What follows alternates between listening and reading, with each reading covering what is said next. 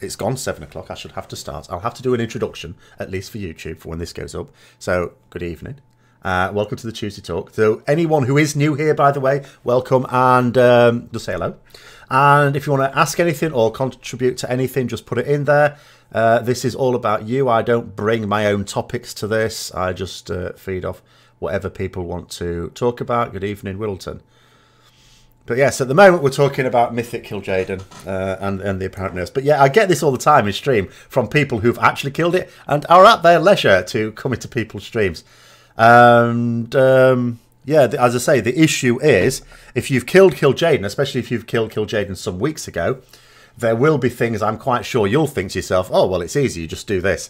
But nothing is easy. Nothing is easy with my guild. Nothing at all.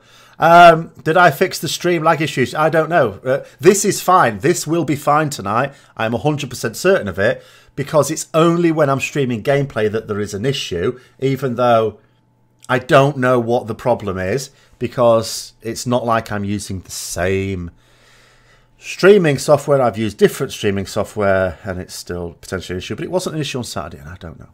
I don't know. Evening, Nico. I am fine. Thank you to Pennies. I hope you are. You killed kil'jaeden years ago. Well, yes. I mean, you know, when we didn't kill kil'jaeden, we stuffed him back in his hole in TBC. We didn't actually kill him. You know, he just tried to come out of a hole. We got a sink plunger and banged him down into it. And back then, Retribution Paladins were a wonder to behold because you could do extra holy damage in one particular phase. And I was in at the time. I mean, we actually killed it quite a bit ahead of the pre-expansion patch. So I was in a quite reasonably fast progress guild at the time. Do I think Battle for Azeroth will be a dud? No, I don't think it will. I think the only expansions that have really been what you might call a dud, and this is my opinion, I think definitely Warlords of Draenor. I don't think that's even opinion. I would also say Cataclysm. I didn't play through Cataclysm, so it's quite difficult. But just in terms of how it seems to have gone down like a lead balloon. And I think a large part of that was that they spent all that time redesigning the 1 to 60 zones, which is a total waste of time, and took resources out of other things. Interestingly, they did actually say that they thought about redesigning the zones for Battle for Azeroth, but they've just decided to use sharding technology and which is what I wish they'd have done in the first place, instead of just changing it all for cat. But there you go, never mind. So I agree, though, that it wasn't really hyped very much. I don't think they did a good job of selling it, this BlizzCon, if I'm honest. A lot of people not being that excited about it. And the first thing I pointed out to was the fact that I did a video on the classic WoW server announcement 5 hours after they announced it. And on Blizzard's YouTube, there were 2 videos. They put several videos up, actually. But 2 videos in particular. There was the announcement for the new expansion. And there was the announcement for classic servers. And the one for classic servers had way more views. Now, that may not be the case anymore. I haven't seen since. But there's other things as well. I also did 2 videos. I did one on the features for Battle for Azeroth. And I did one on Classic WoW. Now, it could be argued that people who watch my channel are much more interested in the new expansion than Classic servers. And yet I got loads more views for the Classic servers news as well. So, you know, I mean, obviously people are excited about that. But I think it's just a measure of just how little hype there has been. But I think, you know, I think the expansion, I think it will be good. You know, as long as they just... People keep saying... I saw a comment on Twitter from WoW Martian saying, oh, isn't it nice that Blizzard have listened and they're making changes for the next expansion? The problem is they listened and made changes for Legion, but they still made other silly decisions as well, where they didn't listen to the community. And for WoD, they listened and made some changes for WoD, and then didn't listen to other things. So the same thing may happen as well. So I don't know. I need to change the font because I don't actually know what you are actually doing. I'm guessing following. Let me just get rid of this Dark Legacy thing because it's probably in the way. I changed the setup around here, of course, to... Because I made a mistake, didn't I? When I changed the background for this Tuesday talk a few weeks ago, I put in some old godsy stuff, thinking that old gods would be the old general theme, and it doesn't seem to be at all. I'm sure they'll be in there somewhere, but it doesn't seem to be a main theme of it. So I've changed it to a Kulturas thing from the actual announcement video. Right, now I need to click on this, because I'm missing stuff, aren't I? Am I ready for Antorus? No, I'm not ready for Antorus until I've killed kil'jaeden. And we're not going to kill kil'jaeden with enough time to get properly ready for Antorus either. BfA looks to me much like WoD in terms of content planned. No, I don't think you're right. I think they just did a bad job of hyping it. I just don't think they presented it well. It seemed too vague. Yeah, the Battlefront, the cinematic is a different thing, Whittleton. A cinematic is a cinematic. People will watch a cinematic who have no interest in playing the game. I watch cinematics of games I've never played in my life. Cinematics are fun. I watch trailers for films that I'll never go and see. Same sort of thing there. I was comparing announcement with announcement. Is there any chance Lordran will become a real city for the Alliance? I hardly think so, do you? I mean, I don't know what's happening with Darnassus, because that's a bit of a shocker. But do you really see the Undercity not being a place? I mean, I don't know what they've got planned, but I struggle to believe that the Undercity will go as a Horde base. I certainly don't think... Because Alliance don't need another city, really. You know, and can you imagine, especially as the majority of players are Horde, and there's more about that in a video I've got coming out tomorrow, but there's majority of players play Horde. Can you imagine if you tell the majority of the player base, by the way, we're going to take what is actually your best city, because it is, and give it to the Alliance? They'll go mad. They'd shard Undercity in the World Tree. Well, they will have to shard it. The other thing is, like Nobble was saying about the World Tree, what happens when we've got business in Darnassus? You know, as high-level characters. So it's not just a case of sharding it for high. We have to be able to get to Darnassus. If nothing else, like Hallows Eve just now, we have to go there to get our candy.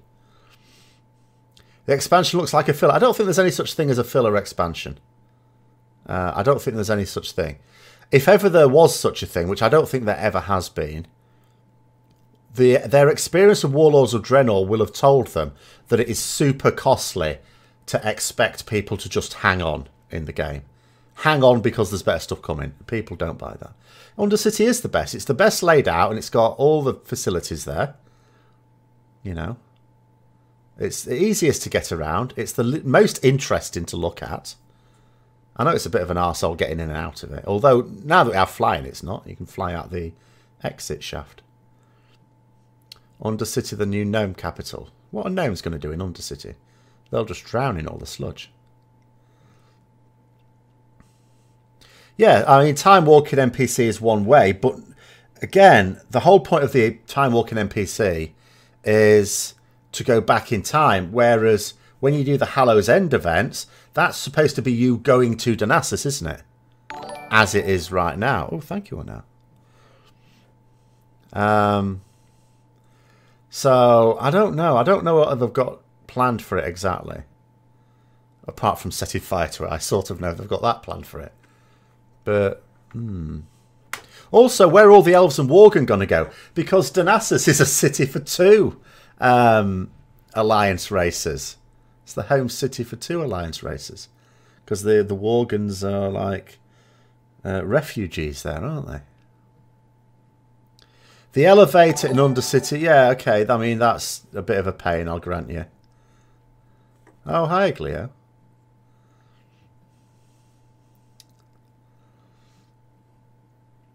The layout is of what? Of Undercity. It's a big city. How can it be bad?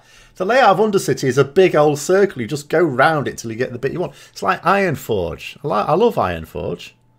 I was very pleased that they chose Ironforge to have the auction houses when I first started playing the game, before they put them in other cities. Because all it is a big old circle. You just go round. Even if you don't know your way around, you just go round the circle till you get to the bit you want. Too many layers in Undercity. There's not many layers, is there? I mean, Orgrimmar's a nightmare. Thunderbluff? You're talking about too many layers. What about Thunderbluff? Thunderbluff? That's the one with the silly pillars, isn't it? And as for Silvermoon City, you can't even fly around it. So it takes you forever to get around that place. Thought it was mentioned that once you hit the BfA content, the cities will phase, and as Horde, you can't travel to Undercity. That's... yeah, I don't know. I'd seen something about that continental divide, but I'm not too sure about it, so I'm going to wait till I find more about that. Ironforge is a spectacular city. Nice and easy to get around. I mean, any city is fine once you know your way around. Like, I know my way around Stormwind, so for me, Stormwind would be fine. But when I first went into Stormwind, I didn't know my way around. It was not such a good place to get around. But Ironforge was immediately good to get around, because you don't have to know your way around. I mean, you sort of have to know what's in the middle and what's around the outer ring. But other than that... they should turn Nomrigon and Gilneas into real cities. Well, the thing is, I don't see how... at some point, you could argue retaking Gilneas could be a thing. But you don't see how they can afford it storyline-wise. If we're attacking Lordaeron, you can't really have, you know, Greymane go, I'm just going to go off and retake Gilneas while we're here. So the only improvements to Classic you want to see is class and spec balance. Well, spec... I mean, you can't have... if it's going to be Classic servers, it's got to be Classic servers. I don't think the classes were... the balance was poor with classes. With specs, obviously it was. There were some specs that were pointless. There were some roles it was pointless to do as a particular class. But I think in terms of overall balance... if you accepted, like for DPS, I think that everything was okay. I think you could do good damage on anything if you knew what you were doing. A lot of people, of course, didn't. I mean, I remember on Loatheb, which was a huge DPS race of a boss in Naxxramas, being top damage on it as a paladin. Because it was one fight where there was no point in trying to get me to heal. You could heal once every 2 minutes on that fight. Just the way the fight works then. So... the rest of the time you were DPSing, and I ended up top damage. So, you know, you could do damage. You could do damage as anything. I saw on Preacher's Twitter today, he was responding to someone who seemed to be saying, you know, that warriors were all about the tanking in vanilla, which again was untrue. They were the tanks, obviously, but they also could do spectacular DPS. We had a dedicated Fury warrior in our guild in vanilla. Mad damage he did. I remember the first time we let him go Fury. You know, we were just going around, and because I was a healer, I wasn't paying attention to anything. I didn't actually have damage meters active, much like I don't now. All of a sudden, one of the majors started going, "What?" This guy's name was Regenovich. He's saying, "Rad, what are you doing?" And I was like, "What's up with him? I thought he'd pulled something he shouldn't have done." And then I saw what they were talking about. Looked at the damage meter. He was beasting it. Absolutely beasting it. Do you think the Horde was set up for the reason to attack Undercity? No. Because of that prologue in Before the Storm. We know that Sylvanas is actively trying to provoke war with the Alliance. Active war. Obviously, they're sort of always technically on unfriendly terms. But actively, Sylvanas is trying to provoke a war with the Alliance. If you haven't read the prologue, what I suggest you do is Google it, because you'll find it on Wowhead. What happened is at BlizzCon, for those who don't know, the people who physically went there, not on the virtual ticket, physically went there, you get a goodie bag, and one of the things they got was a copy of the prologue for that Before the Storm novel, for which they've actually released now the cover, the art cover. I don't actually like the cover art. I think it's a bit uninspiring, but maybe that's just me. But they do release the prologue, and in it, there's first of all, there's a little crappy bit between goblins and Silithus finding something strange. Ignore that. Then there's the stuff with Sylvanas, where she's clearly... excuse me, she's clearly trying to prepare for war against the Alliance. Not because she fears an attack by the Alliance, but because she actively wants to go to war against the Alliance. Maybe Horde managed to take Stormwind, or at least hold siege to it that might balance out ally taking Undercity. Well, this is it. Sylvanas wants to... She's actually described in the prologue as wanting to attack Stormwind specifically, not just the Alliance. So it may well be that the best defense is a good offense, and that the Alliance have engaged the Horde in Lordaeron rather than wait for them to come to Stormwind, which is what they would have otherwise done. They can't go changing Classic at all. No, I wouldn't. I wouldn't try to put any modern features into it. There are features in it that are actually going to be, for people who've never played vanilla, you're going to find a pain in the arse, like I was saying in that video, and then had a load of private servers moaning at me. But they are. You're going to find some things a complete pain. But that's part of the experience, and that's, you just have to put up with that. So honestly, if they're going to go with a whole expansion based around an all-out war between Alliance and Horde, they're not going to. What they've said is that's the main theme, this Horde versus Alliance thing. But they've also said that when it comes to like dungeons and raids and other types of content like that, that it's going to be based on side stories as a reason for why both Horde and Alliance would go there. So they're talking about side stories here. So the main theme is Alliance versus Horde, whereas we're used to in other expansions up to this point, the main storyline being the common enemy. This expansion, it appears that the main storyline is Horde versus Alliance, but there's side stories which then make sense of the raids and dungeons. Seems to be what they were saying. Darnassus is obviously their equivalent to Undercity and Blizzard's map. I think it's only just because of the continents. Darnassus is on Kalimdor, which is mostly Horde, and Undercity is on Eastern Kingdoms, which is mostly Alliance. Obviously, you've got Silvermoon City there as well, and you've got, you know, Exodar and on Kalimdor, but they're weird zones, aren't they? They're not really part of the normal stuff. I think it's just because of that. Because, I mean, I see Undercity as as I've already said, haven't I? I think that's the best Horde city.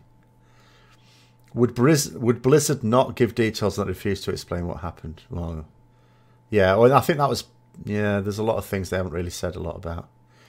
From what I understand, we are staring right after the cinematic in Undercity. Yes, they said that specifically. They said that we, just like with the Legion one, we start immediately following the events of the cinematic, which is why when they told us that obviously the Alliance are attacking Lordaeron and the Horde set fire to Teldrassil, the guy was saying, oh, who started it first? Who did it first? We know that the Horde burnt the tree first. They have since confirmed it, apparently. I think according to Noble. But we knew that anyway, because if we're starting the expansion immediately after the cinematic, then that means the Lordaeron event has to take place after the Teldrassil burning, which will presumably be part of the pre-expansion patch. Which also brings me to mind thinking about that Kulturas armor again, because I was thinking, you know, that maybe that'll be part of the pre-expansion patch, or maybe it won't. Maybe the pre-expansion patch is going to focus more on Teldrassil. So maybe we're heading over to Kalimdor, northern Kalimdor.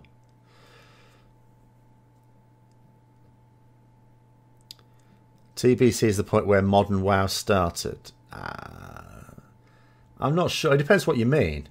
Like, TBC is with all the expansions, of course, they've had this overall story arc, which, of course, you didn't have in vanilla. I think the purpose of World of Warcraft as it first existed was to have lots of storylines based on all the different threads from the lore that had been built up in the first 3 Warcraft games. So there was no one common enemy throughout. I mean, you started off like around Blackrock Mountain, so you had Elemental Lords, Black Dragonflight.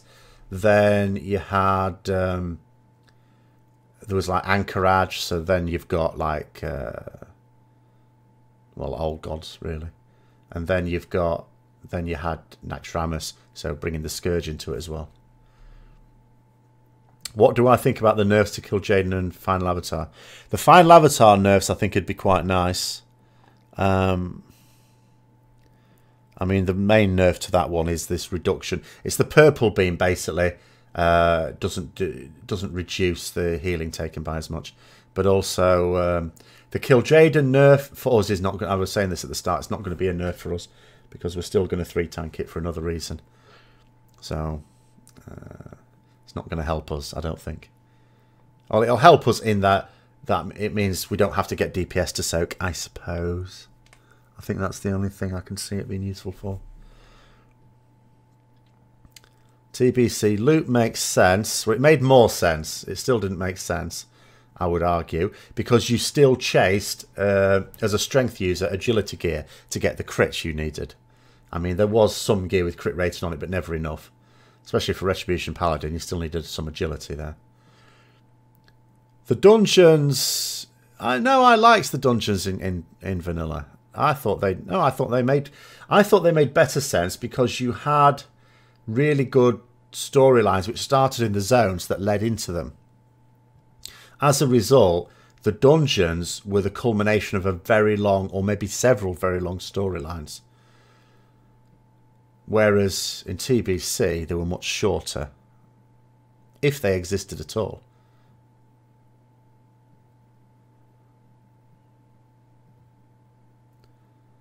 I mean, one thing I didn't understand, for example, if you think back, you say it makes sense, like TBC, first thing you'd want to do is get yourself attuned to Karazhan. That involved going and collecting some things from various dungeons, heroic dungeons, which were the tough ones, including Shadow Labs. Now, how does it make sense to get attunement to, like, Karazhan, which is on Azeroth? You have to go to places on Outland. It was never really adequately explained to me. Hang on, let's have a look what we're looking at. Mentioned other Alliance races. Yeah, well, I don't think that's... I'm not sure about that. I mean, that might be a future allied race. Yeah, they showed the humans in Kul'Tiras as being a bit burlier, didn't they? A bit beefier. The Kul'Tiras armor could be their planned heritage set. No, I think that's going to be on NPCs. I mean, at some point we may get to be able to wear it as players ourselves, of course. Hi, Algranar. Been having this issue with friends online lately. What's your opinion on class balancing in WoW Classic? I thought class balancing was fine, actually. It sounds stupid to say it, but it seemed fine to me. Obviously, individual specs weren't, and you couldn't do every role. Like, Paladins, in theory, just like now, you say, okay, they can tank, they can heal, they can DPS. Back then, you could heal and you could DPS, fine. To do DPS, you sort of had to be off buffing duty until they brought greater blessings in. So, you know, doing DPS and buffing everyone every 5 minutes in a raid, in a dungeon it was fine, in a raid not so fine. So I always used to do really good damage in dungeons, surprise people, I don't know why.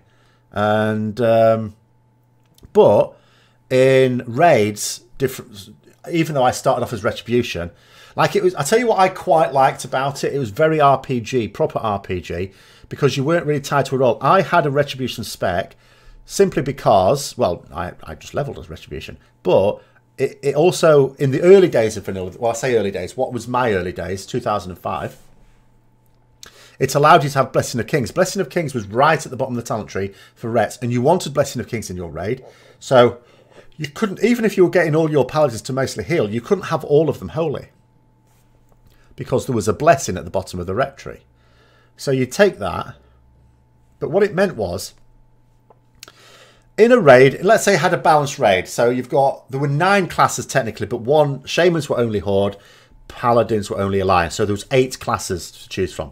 40-man raid, fairly straightforward, 5 of each class, and that's usually what you took. Occasionally it varied a little bit, but usually you took 5 of each class. So that meant you had 5 Paladins, 5 Druids, which were also regarded as healers, essentially, and 5 Priests, which again, until Shadow Priests were appreciated, but that didn't happen until much later on, they were regarded as healers as well. That's 15 healers in 40-man.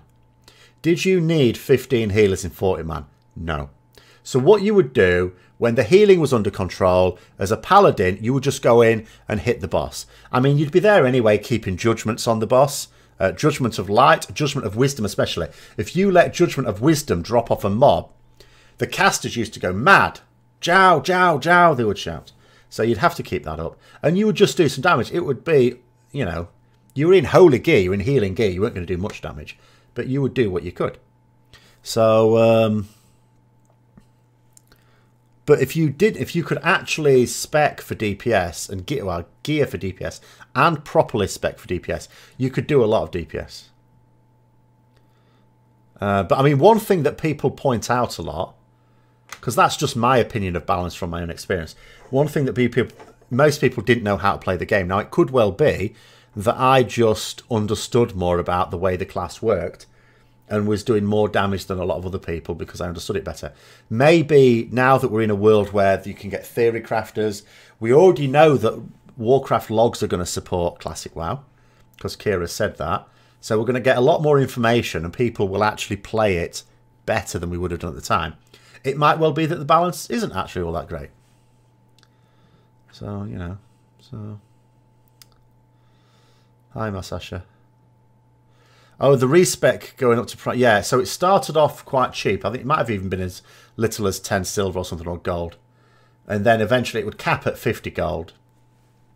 So my plan, when the classic servers come out, as I say, I'm not going to spend ages on it, but I will go on it and I will potch and I will level. I won't expect to go into a guild and do raiding or anything like that.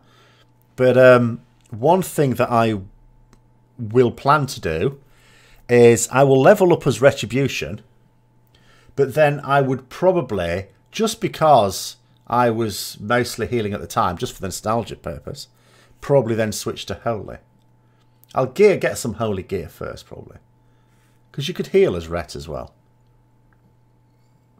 Oh yeah, weapon skills. When I was leveling, I used to keep a selection of different weapons and I would regularly switch to them to keep my weapon skill up on all of them. Although I never got the unarmed weapon skill one, so I don't have the achievement for that, because it's one that I should have got that before they took it away. I never actually did that, because the only time you ever got unarmed weapon skill was when someone disarmed you. And I remember getting a set of Stronghold gauntlets crafted, which was an epic crafted gloves, but the main feature of them is you couldn't be disarmed if you wore these. Because there were mobs, especially in Blackrock Depths, that could disarm, and you ran Blackrock Depths a lot. That was a very common dungeon to go into, especially as a paladin, because you'd want to go to the Emperor and for the Lightforged gloves, because they used to drop there. Yeah, Fraser, the 6 new slots for the sub races. I really hope they aren't gated, but I needed to have a high level character on a server in order to make one. I don't know about on a server. You do need a high level character to be able to unlock them. So a new player can't just create one of these races. You have to have a level... I can't remember. It might be just a level 110. It wouldn't make sense for it to be level 120, because it would stop people making them when the expansion just comes out. Rats in the Deep Run Tran attack your hunter. Oh yeah, yes. What I used to just do was go to Blasted Lands and get hit by a pig. And also what you would do is get an intellect buff as well. That made it really fast, especially for warriors, because that raised their intellect by such a massive amount compared to what they'd normally have, that it really made a difference. Because higher intellect meant you skilled up quicker. You unlock the races by finishing the recruitment story. I thought it was level lock, because I'm pretty sure I heard one of them say, pretty sure it was Ian Hazacostas, say that the reason they were starting them off at level 20 is because you're not a new player when you're creating these. But I can't say that I'm certain about the details. I'm pretty sure that's what he said when he was explaining about the starting at level 20 thing. So even if the class spec balance isn't very good, the spec balance isn't. As I say, the class balance I don't seem to remember being a particular problem. Would it match in 40-man raids? Again, no. I mean, the thing I most liked about 40-man raids and the thing I most missed when they went away is the fact that they were much more sociable. You could think about it. You might imagine, oh, 40-man, it must have been a right din on voice comms. Most people don't really say anything on voice comms. Just like, you know, I mean, there's 70-odd people watching this. There's only so many people saying anything. Most people just, you know, don't. Everyone's welcome to, of course. So it seemed fine, but it was much more sociable. It meant you could take players who were fun to be around, but were not very good. And it didn't matter. And you'd still make progress because you could kill the toughest bosses in there with several people dead. And there you go. Hi, Adam. You think the idea of all the allied races at 20 saves the dev team from building starting zones? Well, it does. I don't know. I mean, they're having to have a starter. They're having to have their own storyline, aren't they? So I assume that would be instance like a scenario. That's what I would guess. So they are still having to build stuff for them. Also as allied races, I don't know, yeah. Maybe. I mean, there are obvious advantages. I wonder where they would start from, though, at level 20. Because someone suggested, and they might be right, that they chose level 20 because that's the level at which you can get mounts. So maybe they started at that, and maybe they'll give you a mount. I mean, I suppose if you're not a new player, you'll have your own mounts anyway. Maybe the starting quest line gives you a mount. Maybe there's a mount, like with Demon Hunters, maybe and Death Knights.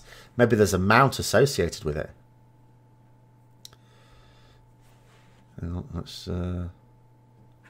I have to make a video about vanilla and what changes to expect for those who didn't play it. I was thinking of doing a countdown to vanilla series, just one a month, where I just talk about a different aspect of them until it comes out. And we'll see how long I can keep that going. Because the thing is as well, there'll be some people, like for me it's just nostalgia, because there are some people playing it right now on private servers. I don't play on private servers because I do respect Blizzard's right to exercise their own copyright. Although I have a lot of sympathy for people who do, because Blizzard don't actually provide this thing that some people did pay for. Used to do group channels on some bosses with the raid leader addressing all channels. Yeah, you could do that with TeamSpeak. You could have... like, I got into trouble when I was first made an officer in my first proper raiding guild. Because on TeamSpeak we had channel command, which is a really good system, actually. You don't get that on Discord or anything. And so what that is, for those who don't know, you create yourself a separate bind. And you press this thing... and yeah, you can set it up so that you can be heard in all channels, but you can also set it up so you can only be heard by other channel commanders. So you get the officers as channel commanders. So you say officers. So what you do is you press this button, then you would say officer to let the other officers know that you're talking specifically to them, and then you can basically badmouth everyone in the raid without everyone hearing it. And the first thing I started doing when I got into, when I became an officer, was I started doing Zul'Gurub runs on the weekend. For some, we'd killed it by this point. Zul'Gurub was not new content, and so it was open to mains who wanted to do it primarily, but also any alts or social stuff like that. And there was this guy called Pyrokinesis who was a mage. No surprise there. And he wanted the Zulian Tiger very much. So if the mount dropped, he was willing to buy it off whoever got it. Now, I wasn't very keen on this idea. For me, if you roll on... At that time, at any rate, if you rolled on something, it's because you needed it. And if you rolled on that and it dropped, that meant you wanted to use it yourself, not to sell it to someone. But apparently, the other officers, before I became an officer, had agreed that he could do this. He could, or, that people who won it could auction it. So, okay. I decided to, respect that. But he kept going on at me to do the particular boss where it drops from, which I think was the guy on the Raptor. I've forgotten the names and everything now. And he was like, when are we doing... Because he was a bit worried that we wouldn't do all the bosses, especially when without saying we might not be able to do them all. When are we going to do that boss? When are we going to do that boss? And I kept saying, look, we'll get to it, we'll get to it. Yeah, something like that. I think it began with an M. Can't remember. And... eventually, it just got so annoying for me. There was another officer in this raid at this particular time, and I just went, officer, if he doesn't shut up, I'm not going to invite him to any more of these guilds ever, these raids ever again.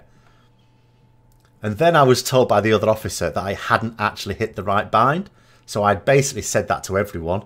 It shut him up though. He stopped going on about it. It did the trick. Blood Lord Mandakir, that may well be right. That sounds right, doesn't it? So, Ghost Reactor, any wishes for gameplay in BfA? I know they have said no major revisions this time. At least hope they make things like... yeah, no major revisions. They obviously have to have some revisions. They do between every expansion to make it all work. I mean, I'm just hoping they make the artifact abilities baseline. They should make them baseline, because they're basically baseline now. They, you know, don't be fooled by the fact that some people playing at BlizzCon had some of these as talents. That was just to give them. You know, the characters that they were playing at BlizzCon would just quickly assemble. There was no... because characters are the last thing they design in expansion. And like they said, they've only just started on this expansion properly when Legion came out. So they've been doing it for a year and a bit. So classes, they haven't... they'll still... obviously, they'll be planning stuff, but they haven't really started on them. I mean, when Alpha came out for Legion, the classes were only just... you couldn't even play most of them. There are only a few that were even out. And what was out, including the Retribution Paladin, bore no resemblance to what came out in Legion. None at all. So I would expect the artifact abilities to become baseline, not talents. Theme and the features they announced seem fairly underwhelming. Yeah, but I think that is... I think that's more to do with the fact... I don't think it's so much to do with the fact that the features are underwhelming. I think they just didn't do a good job of selling it. It has to be said that the people who ultimately are selling this product to us are game designers. As was being described when I was talking about this in Discord, they're nerds, they're geeks. They're not people who are naturally good at whipping up a frenzy in a crowd. Chris Metzen was a really good example of someone who could do both. The rest of the crop, not so much. Not so much. So I just think it's that their stagecraft wasn't very good. Their presentation skills were not that good. They're good at the job they need to do. Presenting is not the job they need to. It's part of it, of course.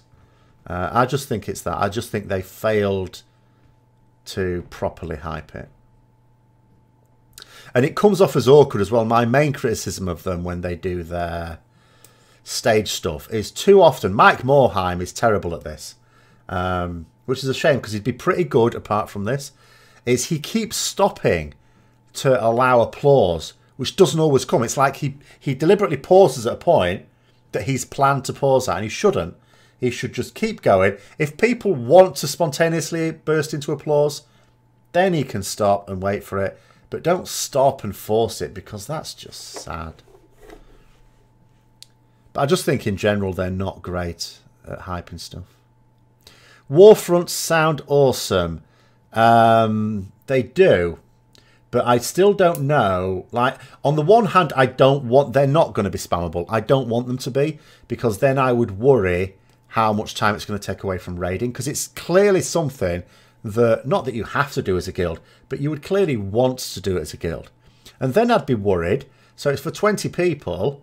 So what about the poor sods who don't get into the guild run? It would have been nice if it was 15, even though I'm not into 15-man raids, because at least then you could do 2 guild groups.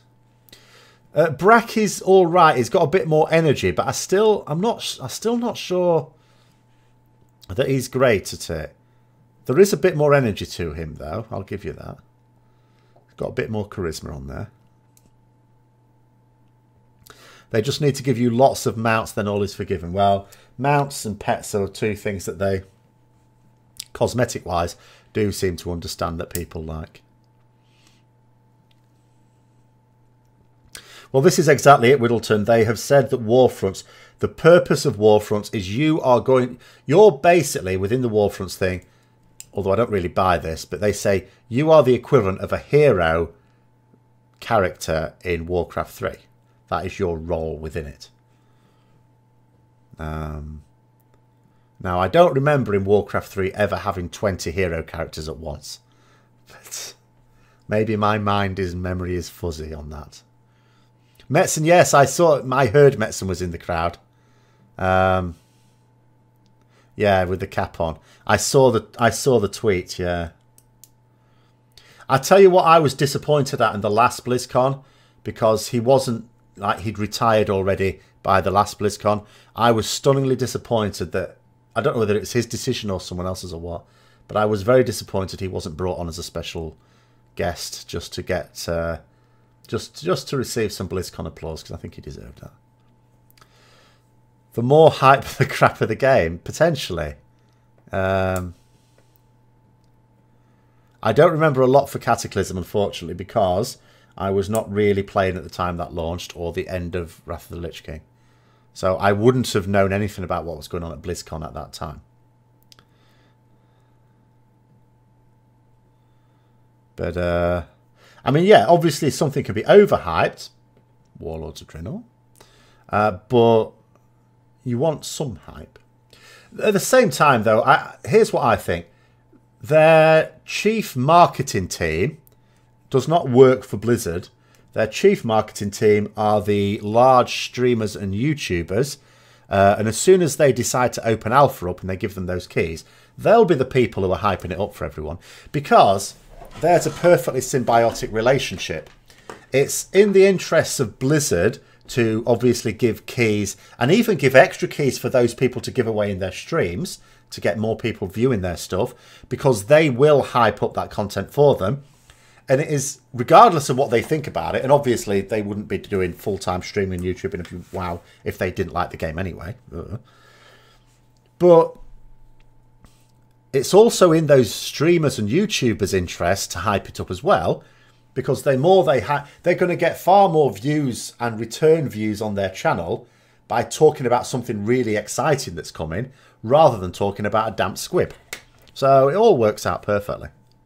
Have I ever physically gone to a BlizzCon? No, I can't as a teacher, because it's never during a time of year, because obviously it's that time of year, which is always term time.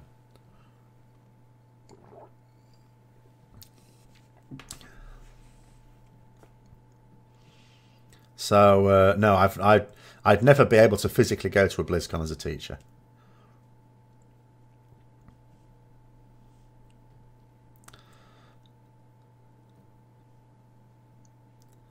I haven't actually been to the US since I was a teenager either. It's a long, long time. Am I allowed in anymore? Do they let foreigners in these days? Actually, no, they must do. I saw Evitel and Talisian there.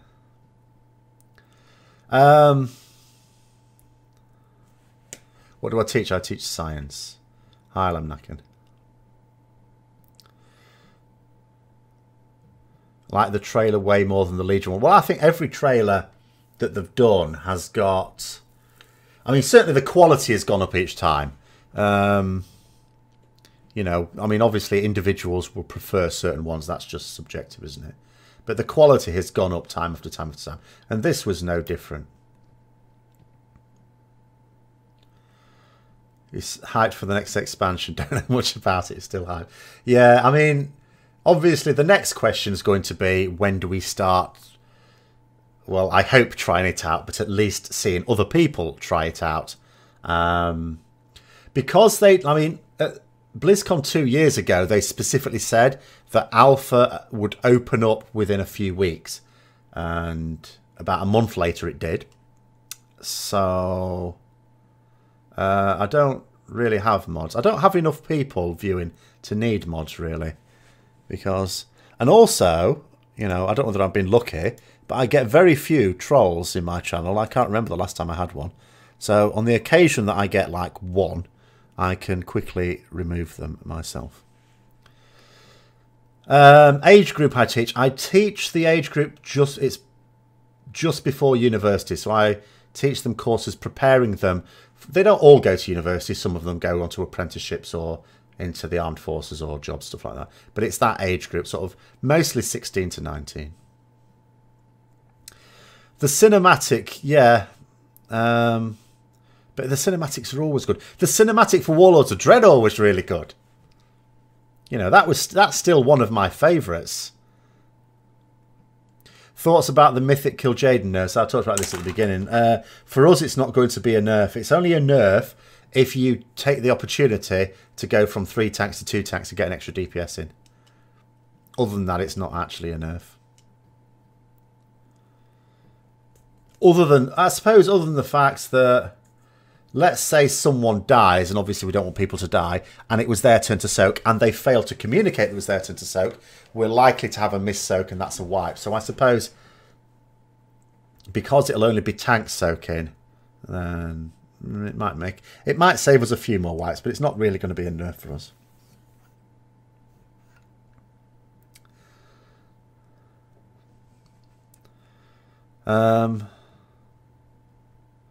How long you think till the content drought? It depends what you mean by content drought. I don't think it would completely ruin everything they've tried to achieve in Legion, because first and foremost, the key thing they tried to achieve in Legion was no content drought. Plenty of content coming at a rapid pace, and I think it has come out at a very rapid pace. So the idea that there would be... The thing is, you can't have all the raid content go right up to the end, because you need those sort of players to be testing your alpha and beta for you. But at the same time, for other players, you do need that content. So I think what will happen is... So Antorus is... I mean, what's that? That's expected to last up until... Well, if it's coming out at the end of November, that's basically 1 month this year. Christmas, bloody hell, a raid over Christmas, Christ. Then we've got... So it's going to be up to around about April, May time, isn't it?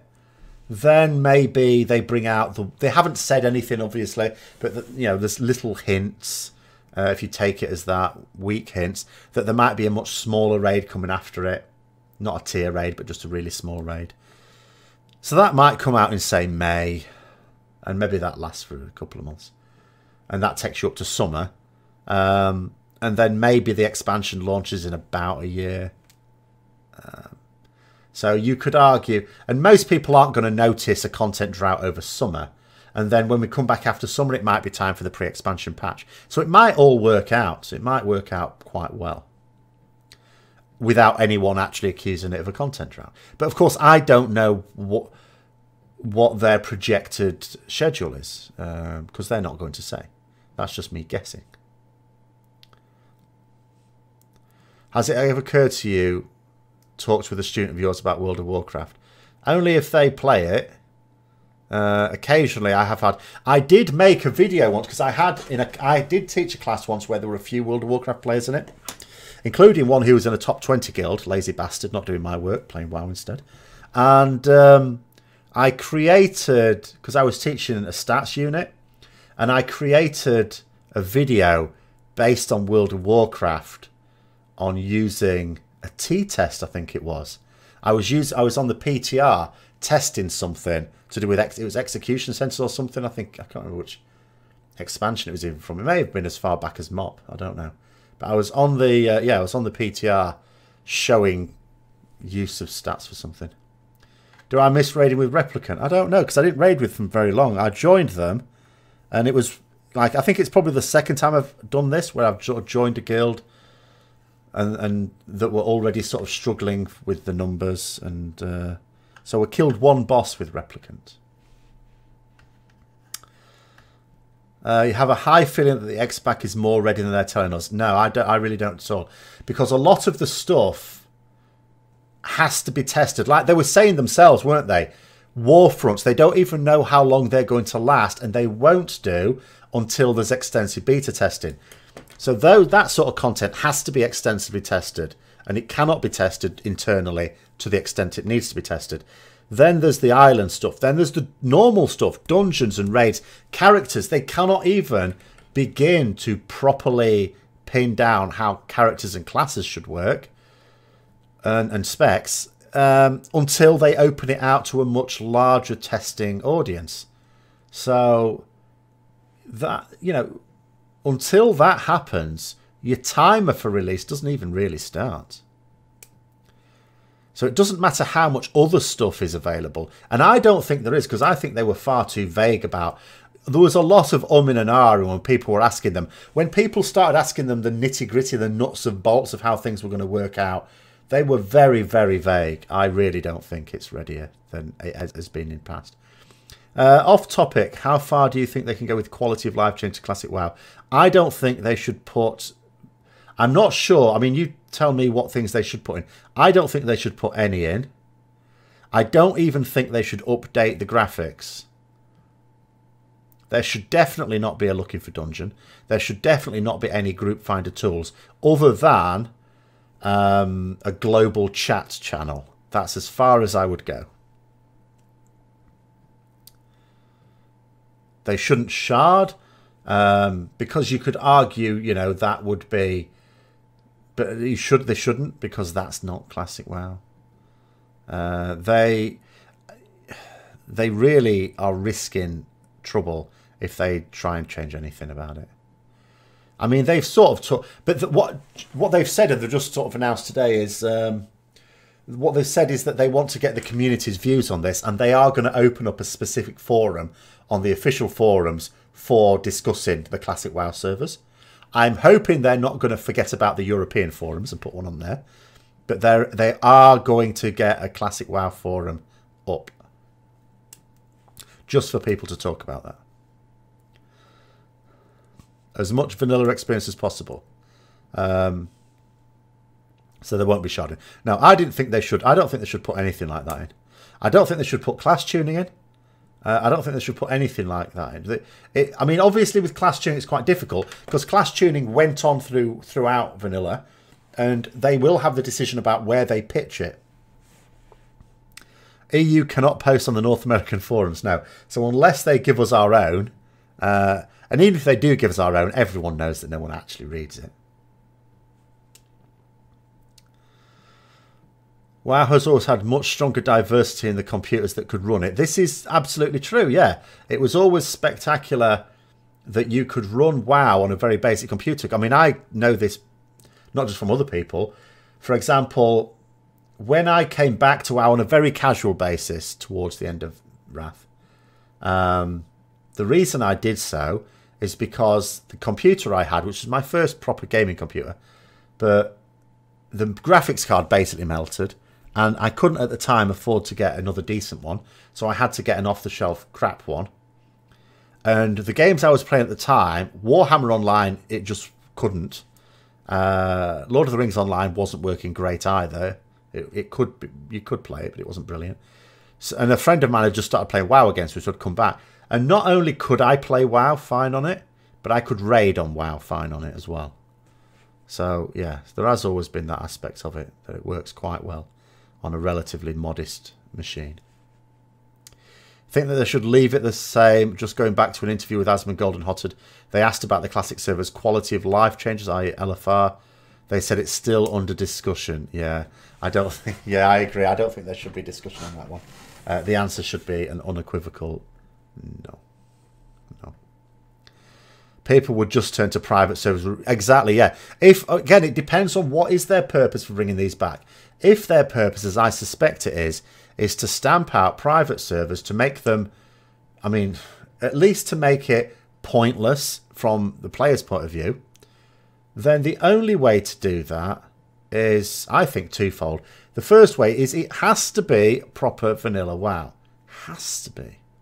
And the second thing is that I do think it has to be free, which I keep saying, because it's all right, some people saying on comments on my videos, no one plays the private servers to get a free game. It's like, well, private servers existed in vanilla when it was actually vanilla WoW that you could play on retail. So there are obviously people who play in it because it's free. So by offering it for free and having it as the proper vanilla experience, you would then completely cut the rug from under private servers. But it does depend on what their motivation is, isn't it? People will find a way to complain about vanilla servers no matter what. Well, yeah, but some people complain about everything. I would ignore those. People would just turn to private servers. Yeah, oh, I've just read that. Sylvanas. Yeah, that's true. They would. So many players will play vanilla for max 1, 2. Well, there will be some. Yeah, there will be some who will try it out and not like it. Granted. But we know that there's a lot of players that will like it because they play it right now. And they've played it for years and they're still not sick of it. So we know that there are people, that we know that there's a market there for it. And when I say market, as I say, I don't mean for selling it. I don't know what Blizzard's plan with that is. Because they haven't said. I don't think they know. For spec balance, I can see that specs like Ret are playable in raids, but terrible. They're boring to play. Don't get me wrong. It's dull as ditchwater. The protection tree was not really a tanking tree, though. I mean, it was billed as it wasn't really. It was a bit crap. Some people went into the protection tree just to get things like 15-minute Blessing of Salvation. There were some weird old talents in the so-called dead spec trees. Like arcane mages, which were a bit of a joke then. They had talents that could increase their armor and like increase their wand damage and stuff like that. All you used wands for as a mage was to get like mana and health back from the paladin judgments on a boss. Didn't use it for damage. For spec balance, I can see that. So sorry, I was just finishing that one, wasn't I? But you know, the classes for the roles that they could realistically do, I thought the balance seemed okay to me. I don't recall there being a real issue with that. Also, it could be argued that this class fantasy that Blizzard bang on about all the time was more apparent in vanilla because every class brought their useful things. Like paladins used to bring auras, blessings, which were always really useful regardless of what role you were playing. You know, the various ones brought buffs. And that's another thing. I mean, yeah, I mean, someone suggested I do a video of all the things I don't miss from vanilla, because there would be some. There'll be some that people are maybe not prepared for. The fact that auras were party-wide, not raid-wide for a start. So that's why in, like, you top two groups, or when we did it anyway, you'd have your two main tanks, and in each of those main tank groups, you would have a paladin for aura, you would have a warlock for the stamina buff that their imp gave. Well, oh god, can't remember now. And we had a priest and a druid, but I think that was just for healing stuff. I don't think they had auras. I can't remember though. Yeah, the raid buffs. I have been told, actually, that the Paladin one might not be as bad as it looks. Because at the moment, the Paladin one looks like a complete turnip. Because it just looks like it gives armour. But I am told that it also gives magic damage reduction as well. In which case, that's fine. I'm okay with that. What if your WoW sub gets you access to the vanilla servers? Well, I would expect that people who subscribe to normal WoW certainly will not be paying anything for the vanilla stuff. I get that. But my issue is, what about people who don't, but do play the private servers? Now, okay, some of them, the ones who do just play it because they want to play Classic WoW and are willing to pay for it, yes, I'm sure they will get a sub. But I still say that there'll be quite a few people who won't. They will just play on the private servers for free.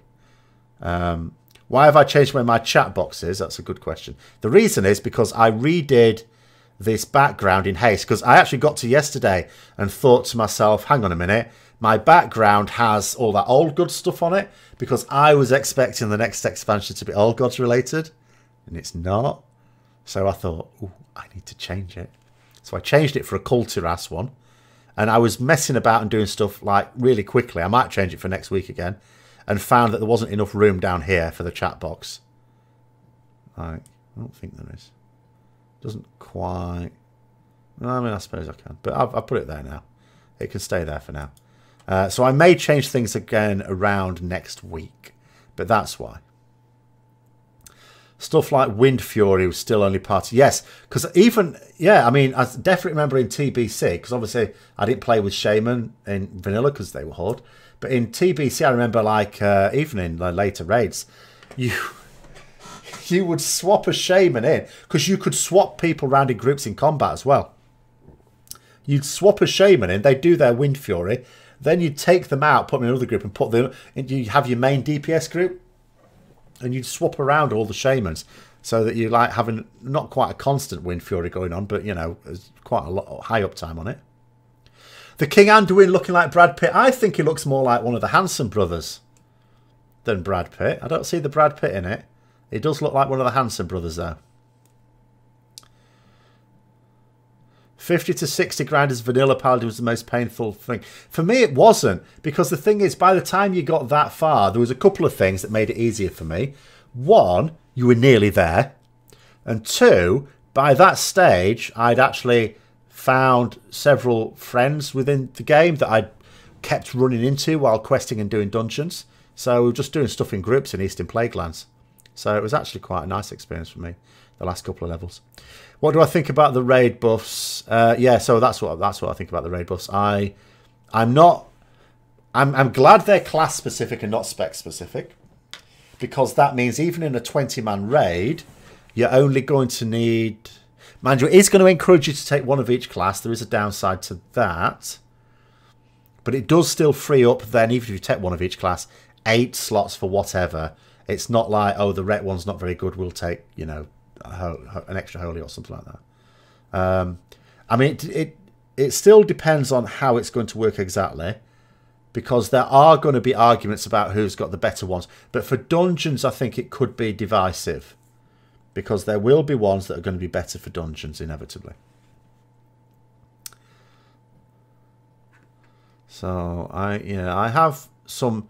Like, there's a few announcements with this Battle for Azeroth that could be good, but I do have reservations, because it sort of depends on how it's implemented.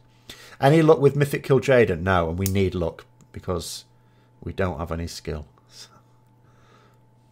You think it looks like... Yeah, a few people have said it looks like Brad Pitt. It doesn't to me, though. I just look at it and think, bop.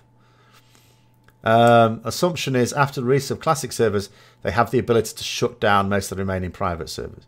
Well, they have the ability now, but it's obviously a pain in the arse going through the legal process with it. But if they bring out classic WoW servers and they do it properly, and if they make it free, then you remove the 2 reasons for playing on a private server. They're just gone. Those reasons will just disappear overnight. What sort of convo did you come into? I don't know. We're talking about classic servers, but also Battle for Azeroth. So a little bit of a mix. Weren't they saying they don't like raid buffs when they remove it? Oh yeah. Whenever they remove her ability, it's always because they don't think it works. And then when they bring it back, they say, well, it was sort of nice. That happens all the time. Every expansion, they bring something back and take something away. You know. I mean, partly, to be fair, partly it's because it's actually different people. You know, different, like Ian Hazakostas, for example, game director, was not game director when Legion was being made. You know, he was assistant game director for the back half of it, I suppose. So different senior designers come and go, don't they? And they'll have their own different... And then individual people can change their mind. Or they can, even if they don't change their mind personally, they might be swayed by, you know, community responses. Who knows? Still remember the vanilla paladin exorcism used in PvP versus undead play. I don't think that lasted very long, though, did it? Yeah, I think it was changed during vanilla, that.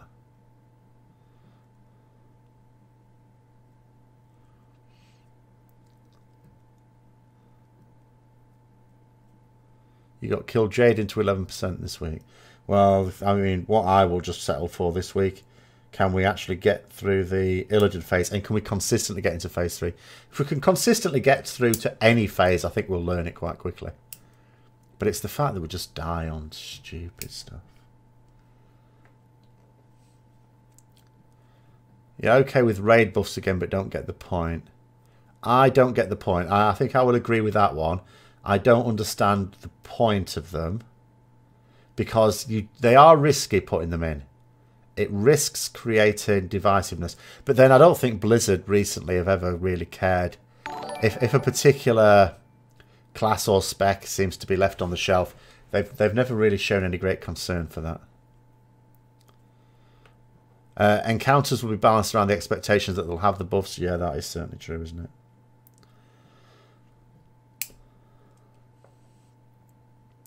Probably a way to make sure Mythic raids have one guy of each class.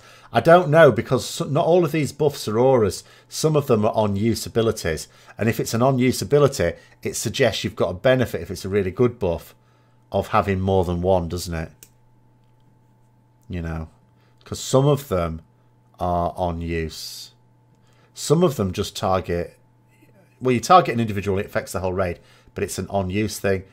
Some of them like do the thing where it lasts an hour. Obviously, then, yeah, there's no point in having more than one of that class. Except, of course, if one person from that class dies, then presumably if it's an aura, everyone loses it. If it was a buff, everyone doesn't lose it. So there's also differences between auras and buffs with this thing. We're not using a DK. We are using a DK. Yes, a blood DK. Or blood DK and 2 unholy DKs, in fact. But we don't get to the Illidan phase often enough to practice it. That's the problem. Kil'jaeden is hard because... No, I think what makes Kil'jaeden hard from what I've seen so far is because you have to know what's coming next to get yourself in the right position to deal with it. A lot of people don't actually know what's coming next. They've not actually set up their notifications to tell them.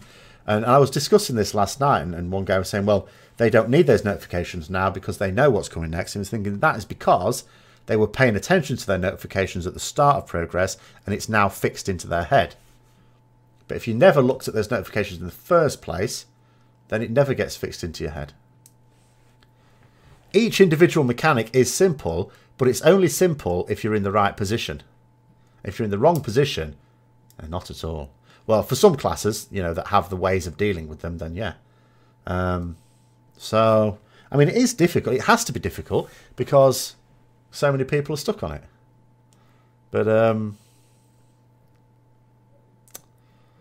But yeah, I think what makes it difficult is it's that planning that's required. And it's required on an individual basis. You can't expect people to sort of... they can tell you what's coming up, but they can't tell you what to do about it.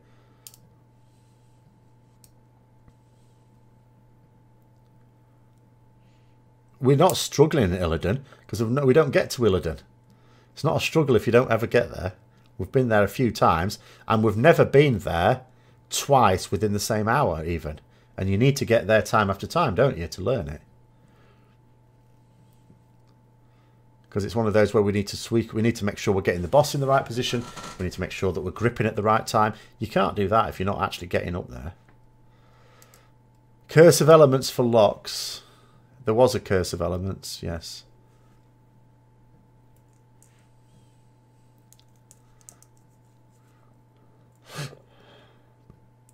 Well, we should be okay, but we should have killed it by now, really. Yeah, I mean, that's the thing. We're not even going to finish in the top 500. It's something of an embarrassment, really. Once you get like 300 pulls in, you get very, very used to them. Used to what? Yeah, but that's, again, people sort of assuming that there are some people that just never learn.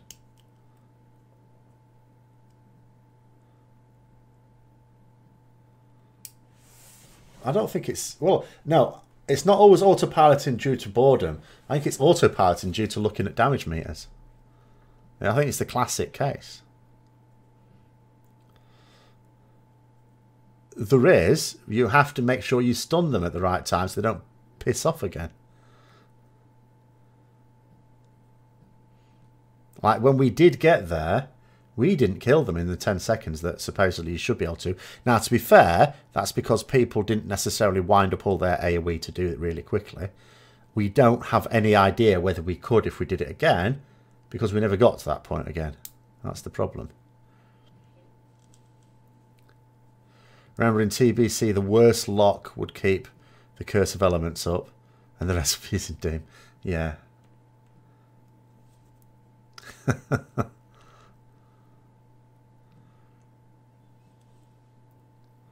Don't care much for kil'jaeden because there's so many unforgiving mechanics. Well, the Antorus ones should be better balanced at least. because they did say that they now trust their internal team a lot better.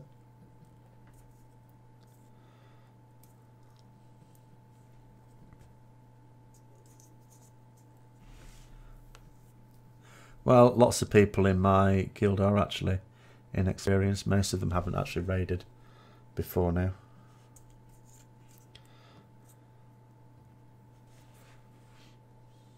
Quite a few. There's some that have, obviously. There's some that have raided for quite a while. And there's some that haven't.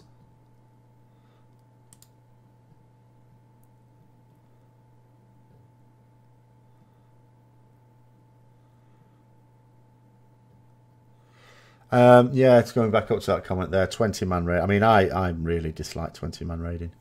It's especially. I mean, we've got 50% more classes than we had during vanilla, and only half the number of players in a raid. It's really tight. Antorus is way easier. Many people claimed. We don't know how easy it's going to be. No one knows how easy it's going to be. Like, people will have tested it, but obviously Blizzard will do the final tuning. So although the top guilds, the most prepared guilds, will have ideas of what they're doing on those bosses, they won't quite know how it's pitched, because things can change. Blizzard will change things based on the data they got. So we'll just have to see, but I just think the overall tuning should be better, and the overall design of the bosses should be better as well. But it may not be... Oh, we'll have to see. It may not be brilliant, but it may be... Hopefully it'll be better than Tomb of Sargeras was.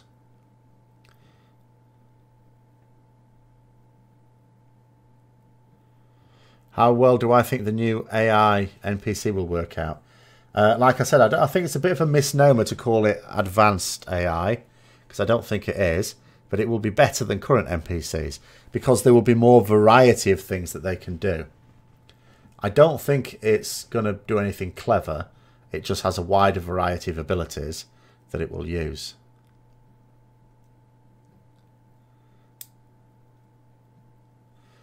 Hate that Blizzard actively make it harder to recruit larger numbers with server transfers.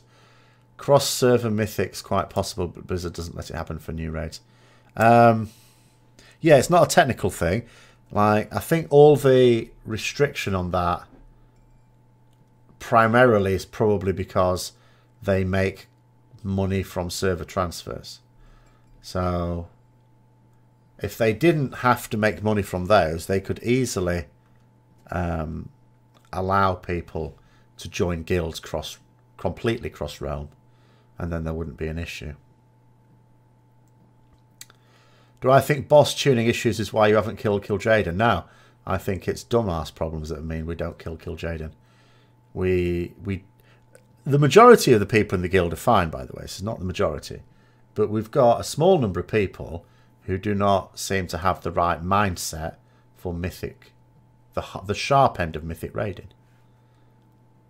It's the only thing I can work out, because when I look at the raiders we've got in terms of how well they play their class, they play it as well as guild, or most of them, as guilds that I've been in that have actually got much higher rates of progress, like really good rates of progress. It's not the ability to play the class, it's the ability to mythic raid, really. Raids are usually harder the first few weeks. Well, the tougher bosses at some point will get nerfed when a bit of a bottleneck seems to form around them. Most people in your guild would wish back 10-man mythic raids. Yeah, but that's pointless. There's nothing epic about 10-man. The only reason people would want 10-man and mythic is for laziness. You can't even have one of each class if you wanted to. It's not even possible. The whole point of a raid is it's supposed to be an army as opposed to a band of adventurers. Your band of adventurers is your dungeon.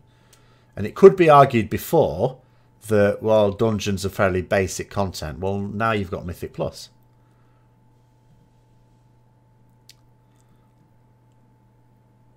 Ebo, if you mean by Ebo, Homok. No, they're fine. Riley's even really useful most of the time. He acts as our sat-nav on the singularities. He generally calls which way to go, although he sometimes doesn't say. And then I've got to look around myself. I got into trouble, actually, on yesterday's raid, because he didn't say anything. So I had to look around myself, got punted the wrong way, and then I thought I'd be clever. I thought, oh no, I'm in the wrong place. I'll just bubble it so I won't get knocked off. But then I saw the gateway going to where the next orb was, so I thought, oh no, I'll use the gateway. So I got the gateway off, and I was right next to the orb just before it landed, and it still punted me off. Pandemic's fine. They're all fine. If Mythic Raiders are such a small minority of the player base, do you think there's much money being made from server transfers? Yes, I think there's a lot of money being made from server transfers. Put it this way. Let's say I were to change guilds that required a server transfer. Blizzard, and let's put it, let's take an extreme example. Let's say I ended up going back to Horde, which is not something I would enjoy. How much would they make out of me?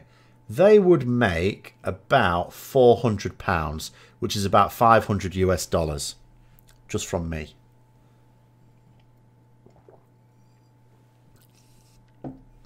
So, and that's the thing I took. When people talk about the fact that it's not just Mythic Raiders, Heroic Raiders might well server transfer for the right guild as well, even though they can cross-realm raid, but they wouldn't be able to do it in that guild. But if we say serious raiders, let's say, serious raiders may well be a small proportion by numbers of the player base. And people will say, well, why do Blizzard do all this stuff? Because they're not getting that much money from them. They are. Because each serious raider spends more money on the game than a non-serious. It's not like in the old days where the argument was everyone pays the same money because everyone's paying their sub. There are more things to buy now, and the more serious players will buy those things. Like in the last year, and I haven't actually server transferred in the last year, but in the last year, I have bought a number of WoW tokens, quite a few WoW tokens. I've bought the Blizzard virtual ticket. I've bought the a couple of pets off the online store as well. You know, so they've had off me more than just, and I actually have 2 accounts as well. So I pay double subscription every time the money goes out as well. So I spend more money than just the average WoW player. £19 for a server transfer. Is it 17? I thought it was 17. But it's a lot more than that for a if it's faction change as well. Loads more. It's like, wow, I don't even know why the justification for that is.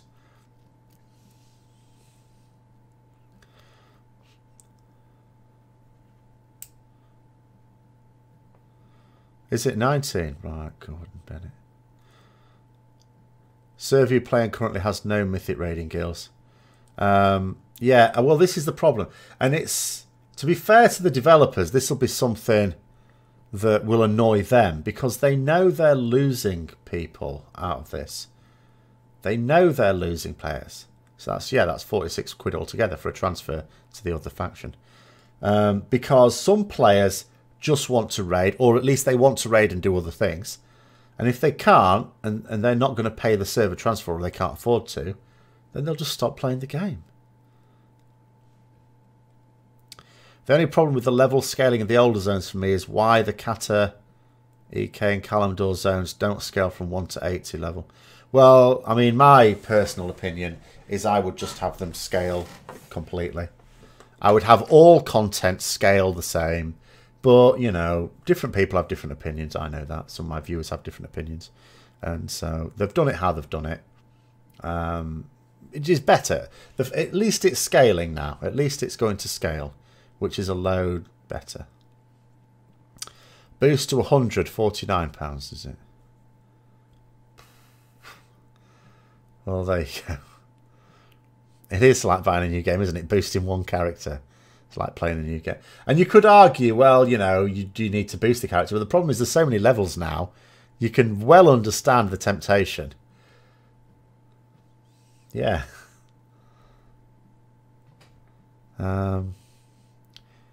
You're going to have to find another raiding guild soon. Guild never raids with the roster issues. Well, yeah. To be honest, it's the hassle of finding a guild more than the transfer cost or anything like that. I mean, that's also difficult. And again, made more difficult by 20 man. You know. But the cost is not. I mean, even if you just moved 2 characters, and again, if it was cross-faction, you'd be talking nearly £100. Such a lot. 70 to 80 is the worst leveling. That's Wrath, isn't it? I quite liked Borean Tundra in terms of the starting zones, but I never used to like Howling Fjord for leveling, I have to say.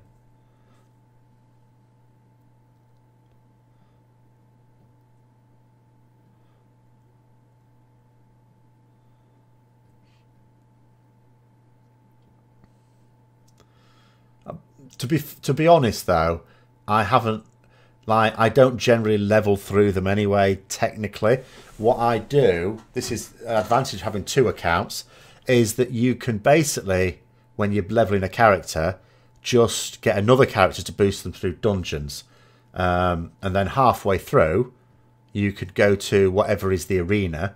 So it's in near Zuldrak or something, isn't it? In Wrath, do the thing where you've got all the different bosses. That's worth almost a level, isn't it?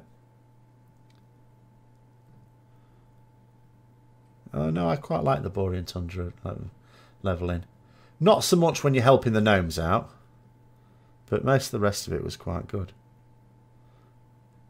Maybe the devs creating the community channels for the social aspect are hoping people meet other pockets of players on Dead Realms, and it gives them the kick needed to buy the cost transfer. I don't think that's in their plans at all.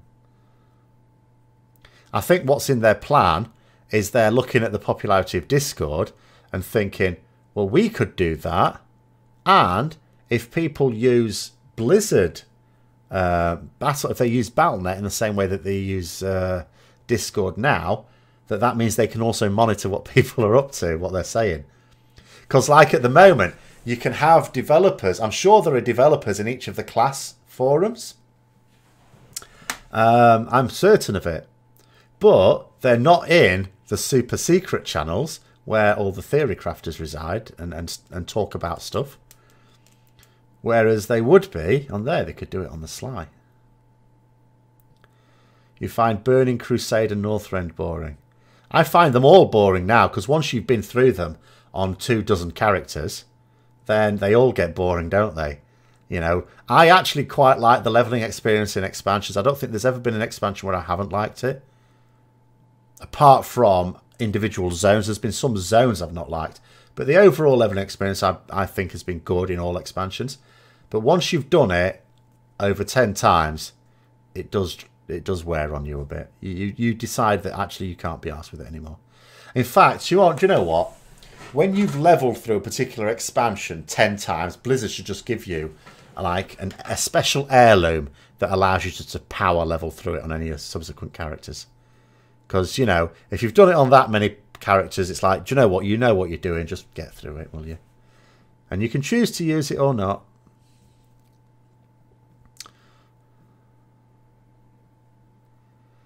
How do I know they are? I know that, no, what I mean is, they are in the class-specific Discords.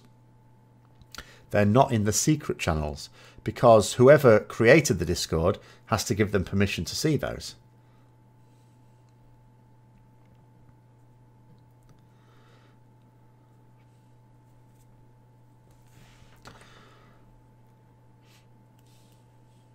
I'm quite certain they are in the Discord channels under pseudonyms. In fact, in the Paladin Discord channel, we had to change a few, because when we first started it up, the Hammer of Wrath channel, it was during Legion Alpha Beta time, and there were quite a few memes. I mean, there's always memes in Discord, of course, but there were quite a few memes going around specifically about some of the developers, and we were getting news that because some of those developers were in the Discord channels, they were taking umbrage at some of these. They were feeling a bit special, so we had to stop using them. so that they didn't feel bad. Apparently it was an anti-bullying decision. Heirlooms are so annoyingly expensive. I don't know, I've got them all. Indeed, memes are life, yes. So you always get the memes. But yeah, I suppose it's not nice to have memes about you, looking at memes about you. So yeah, we had to stop doing memes of developers because they were feeling bad.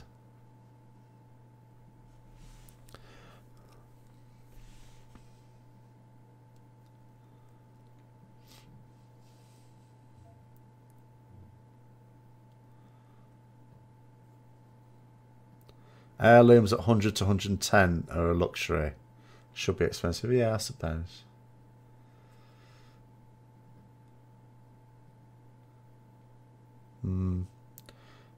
But, I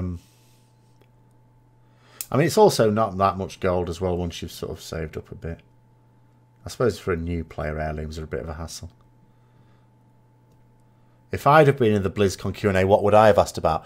There was a question that was very close to what I wanted to ask about. I wanted to ask about races, like as I say, I've got a video that's already on Patreon, but I'm going to put it on YouTube tomorrow, asking about race balance and what they think about the perception of Horde having the best racials and what they intend to do about it. Because they said specifically you should be able to play whatever faction you want. But what if you've got someone who wants to play Alliance but decides that the Horde have the best? Because I have, you know, I've sometimes tried to recruit people who, not out of cost, they say they won't go Alliance because it's not as good, or even Alliance player who say they want to go Horde, specifically want to go Horde, not because they think they're cooler on Horde side, but because they think the racials are better. So I would have asked them what they are going to do about faction balance if they're going to make faction such an important part of the next expansion. They say they addressed racials in an interview with Bay, so how did they address them? Did they address them by going, there isn't a problem?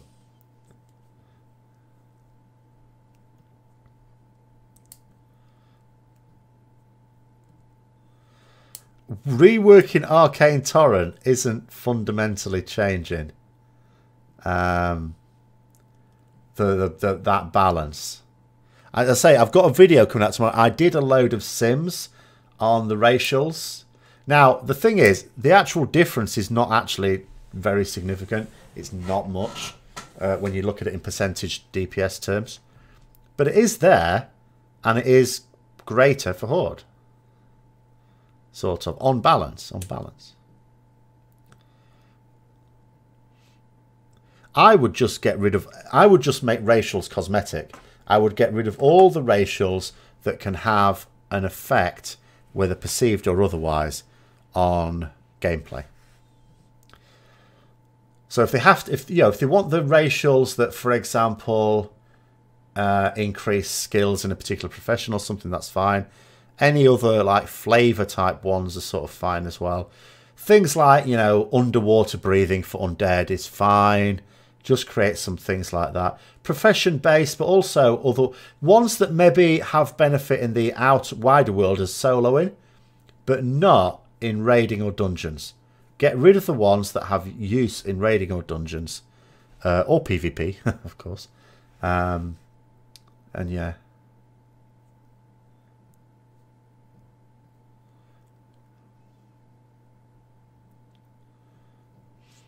Well, that's the thing. When you get people changing race for those things, then really you know that they maybe shouldn't be like that. People should be able to...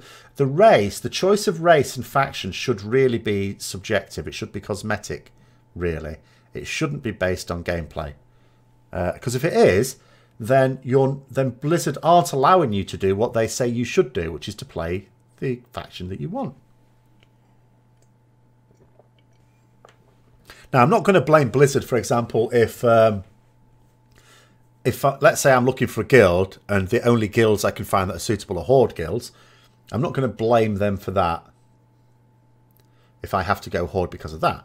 But I will blame them if the reason there are so many Horde guilds is because people see the Horde racials as better, and it's got nothing to do with which one is cosmetically preferred. Panda racials like slow, they don't get slowful, do they? They get bouncy, don't they? Which means they take reduced fall damage, isn't that right? Every mythic tank will have to seriously consider to race changes to high mountain touring. Yeah, well, yeah. You say every mythic tank. I assume you mean every mythic Horde tank. There are occasional mythic tanks on the Alliance side. You know, Scrubbusters is still flying the flag for Alliance realms, faction, sorry.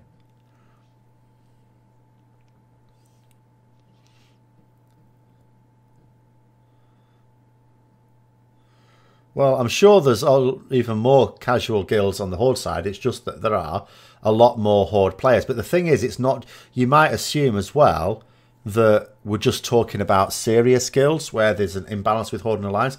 But it's not. If you look at Realms, which is going to take account of everyone, you've still got far more Horde players and Horde-dominated realms than Alliance ones. You know, there's a clear imbalance towards Horde. And a lot of it may just be looking at it and going, well, most of the top guilds are Horde, so without even understanding it themselves, therefore Horde must be best, and for that reason going Horde. Because there was a time in Vanilla, for example, when Alliance was seen as having the best racials for raiding. I think Horde was maybe considered better for PvP.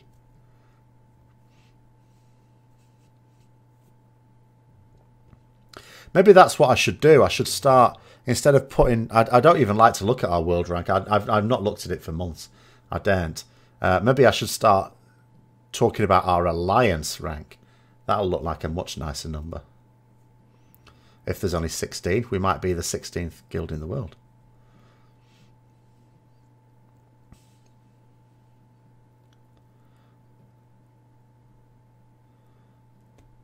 It will be always much more difficult to find an Alliance guild. But then it's also very difficult for an Alliance guild to find Alliance players. It works both ways.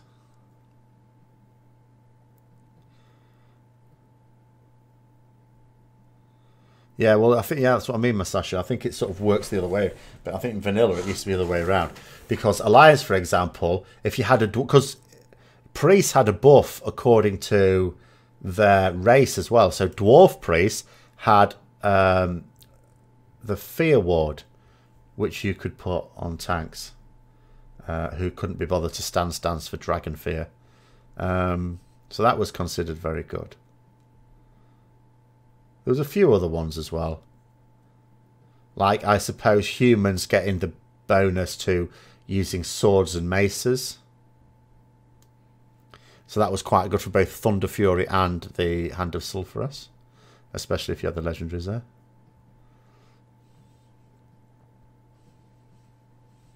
See you later, Pinky Tiger.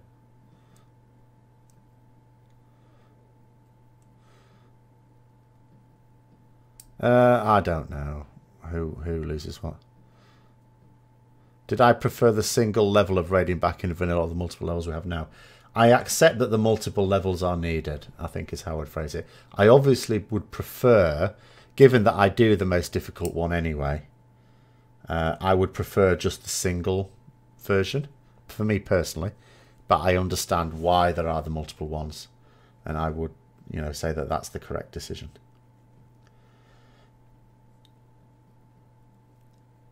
Because otherwise you create a situation where only a small proportion will ever kill all the bosses, and obviously that doesn't wash. It was resented even at the time in Vanilla and especially TBC. But it would be especially unworkable these days. And, you know, even if Blizzard had stuck to their guns, they would be a much smaller game now on that. So I think they were right to introduce more maids. I don't always think that they did it in the right way, but, you know, sometimes trial and error is needed.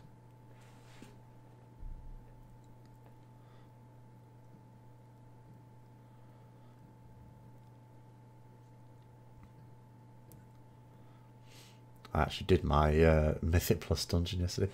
Is there a date for 7.3.5? Well, there's a date for Antorus, which is the 28th of November. Now, whether that's going to also be 7.3.5, I would guess so. But they haven't said that. And there hasn't been an official announcement that Antorus is the 28th, other than someone asked it at BlizzCon, and Brack said 28th of November. And vanilla, you didn't need to clear the latest raid to be considered an awesome raider. Well, there was a curious thing that happened on my realm, which is Astral Nero BU, where to begin with, there weren't that many raiders. And I remember over the summer of 2005, it's when the realm got its first Grand Marshal, who, on the Alliance side at any rate, who was a rogue called Cheeky. And he was stood there in the Ironforge catwalk in all of his finery, so he had all of his Grand Marshal weapons and armor and the mount, the special Ironforge, PvP Black Ram mount, all the trappings of it. And what people on my realm started to look at, they thought, oh, you can get because that was like the equivalent of tier 2 then, when no one was really getting tier 2, and people were looking at it going, oh, you get really good gear in PvP, and they thought to themselves, oh, but another advantage of PvP is that everyone can get it. You go in as a group and everyone's getting the honour, and it's like, you know, it's really good. Whereas people saw raiding, if they did Pug Molten Core, you know, you need 40 people, you kill maybe a few bosses in a Pug if you're lucky, and each boss drops either 2 or 3 pieces of loot. You're not going to gear up very quickly that way, are you? So loads of people suddenly started playing PvP. Then what happened towards the end of 2005 is the raiding guilds, of which I was part of one of them, started to get a proper handle. We're getting through Molten Core, we're going into Blackwing Lair. And what you noticed, because a lot of people would, because Ironforge is naturally where you would congregate, because that's where the auction house was. And you'd get a lot of people going around inspecting you. And people started to notice that all those people that thought that PvP was the route to good gear found that actually they weren't getting any. That the only people that got the really good gear were a very small select number of people. Because although it might well be the case that everyone was getting honour, there was a leaderboard. And to get up certain ranks, doesn't matter how much honour you got, it mattered how much you got compared to everyone else. It's a ranking system. So it was a pyramid scheme, basically. Whereas with raiding, they started to notice that everyone was getting epics in raiding. If you were in a raiding guild, people were actually getting quite a lot of epics. So we suddenly had, in early 2006, I would say, a massive influx of players who wanted to join raiding guilds. So we, all of a sudden, had recruiting was a piece of cake. There were loads of really good players that we could suddenly snap up. 7.3.5 bring different things. Likely won't be in time for the raids. Is that what they've said? It makes sense to me. Oh, have they said that? Okay, that's fine then. I didn't necessarily expect Antorus to be part of 7.3.5 as soon as they announced the zone scaling thing. But I had assumed that up until that point. So there you go then. Going back an hour or so to your comment about Blizzard devs not being good hype men. Could I imagine a serious marketing push for WoW during the Christmas season with the revamped leveling experience? I can see it could be something to be done, but do I think they will do it now? For so long now, the beginner experience has been so bad for WoW that the only conclusion I think people have been able to draw is that they just really don't care about getting new players in. So, unless they've changed their mind on that, then... Well, the PvP system was a grind, but some people would also say that of raiding because of all the, you know, wiping you would have to do to progress.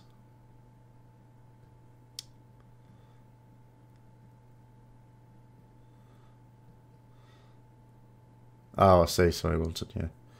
Well, yeah, that'd be another reason if it's not even going to come out before Christmas.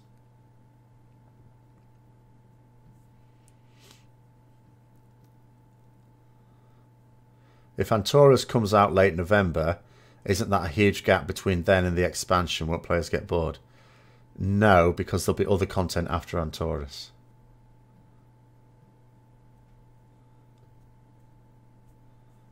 I was saying a bit earlier in the stream that the way I see it working is Antorus out end of November, a smaller raid out, a non-tier raid out May-ish, and that takes you up to summer. Then no one cares if there isn't much coming over summer because it's summer. And then after summer, maybe getting ready for the... Even if it's not the pre-expansion patch straight away after summer, they can start hyping it. They haven't confirmed it, but there was some hints at it at Gamescom that there would be one, yeah.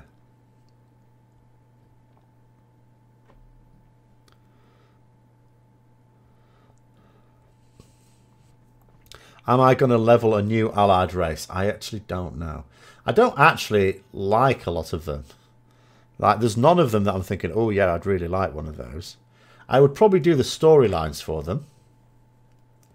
I'll have to delete a load of things on my account because it's all right saying they're going to increase the number of character slots we can have on any one realm by 6, but I bet they don't increase the number of characters you can have on an account.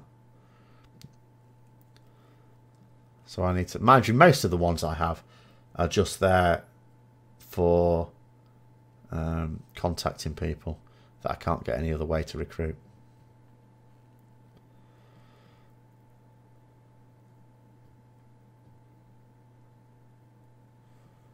Are you sure about that? Because the comment I saw, Kisasha, was that legendaries get worse and worse.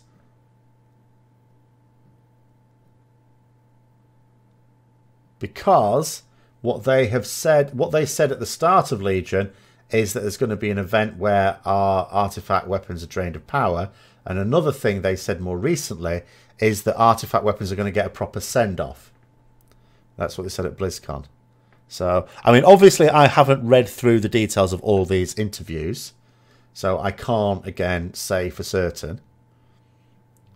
But I thought that they were saying something like that with someone else's, with Final... No. With Fat Boss's interview. That being about the legendaries that we're using at the moment. So I don't know. Have I talked about my thoughts on leveling changes that are coming? Other than the fact that I think it's better than what we have now. But I don't, it's not, it doesn't go as far as I would personally like. But, you know, it's certainly a massive improvement on what we've got now. I would have preferred it if they just let all old content scale up to the old level cap. Because I'll be honest, I wouldn't want to do any TBC or Wrath again. If I was leveling a character, you know, I'd want to do other ones. Cataclysm leveling I wouldn't mind doing more of, simply because I wasn't actually around when Cataclysm was a thing until the very end of it. So I only leveled up so many characters in Cataclysm anyway. So that there's some zones where I didn't do very much in Oldham, for example. So there are zones I could go and level in and be quite happy doing it. It would still be relatively fresh for me. Will I level to 60 on the classic server? Yes. I don't know how quickly. I'm not going to go spending silly amounts of time. I will only do it during downtime where I get natural downtime between all my other activities. Maybe I'll just change that to my Saturday afternoon stream or something. And then during holidays maybe do a bit more and stuff like that. I wouldn't like do it seriously. Just be for nostalgia. You don't understand why only elves can be void. It's not a case that only elves can be void. It's just, I mean, they haven't, there's a storyline attached to it, but it will be the case that Illyria is the one who has the knowledge of how to control it without succumbing to it. And Illyria is naturally going to be training her own kin, isn't she? Which happen to be elves. Kata and Panda zones are really quick. Well, they should be. There's only 5 levels worth in them. But if it was what the thing is, it doesn't matter which zones are quick. If you had scaling in them, it means you can do more of them. You can spend longer in them.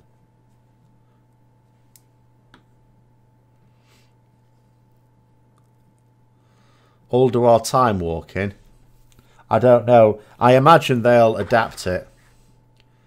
I mean, it could be argued that Black Temple at the time in TBC was known as having a heroic amount of trash in it. But the thing is, when you did the Time Walking Black Temple, you just scythed through all the trash. In fact, when we were doing it, some fool pulled the second boss, Supremus, while we were still fighting trash, and then people kept still pulling trash during the boss fight, and we still killed it. Illyria does have a big human connection, but she wouldn't necessarily want to train humans in doing it. Just because she was in love with one human doesn't mean to say she has a lot of respect for humans in general. But it's the sort of thing, you know, I mean, they've chosen it as a race choice, not a class choice. So I don't think it's the sort of thing they will expand on anytime soon. Do we know why the Nightborn have chosen to side with the Horde yet? It's the link to Liadrin. Liadrin and what's her face? Forgotten her name now. The first Arcanist. Got on very well apparently. Well, they did. So, you know, that's the link there. Liadrin has, they've got a shared common experience, and Liadrin has used that to persuade her to join the Horde. Thalishra, that's right. Hi, JD. The new naming convention. It seems to be working a bit better, doesn't it? Has anyone seen any one of the dev interviews where they asked about the new NPC AI? What it sounds to me like, from the way they were describing it, this is what it sounds like. These NPCs will have a range of things they can do. And I get the strong impression that as much as they would like us to think that they were considering actions to use against us as to what's best, I strongly suspect it's more like Dungeons and Dragons. You have a list of 12 things that you can do, roll a die, a d12 to see which one you do. So I think it's like that.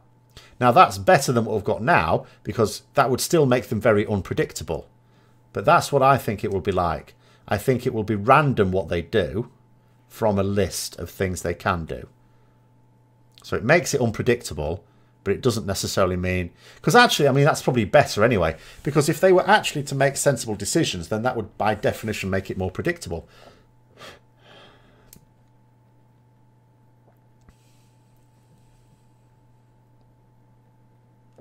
Tyrande is rude to everyone. I'm amazed we've got anyone left in the Alliance letting Tyrande loose. She's a right cow. I don't know why Malfurion likes her so much. Like Malfurion and Illidan both liked her. I'm thinking, why? She's like the worst person in the Alliance. She's almost as bad as Gnomes.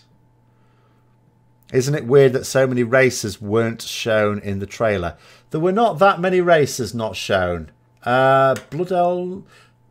There were elves though, weren't there? There were night elves.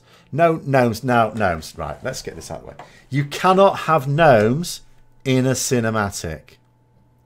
Just like you couldn't have gnomes in the Warcraft movie.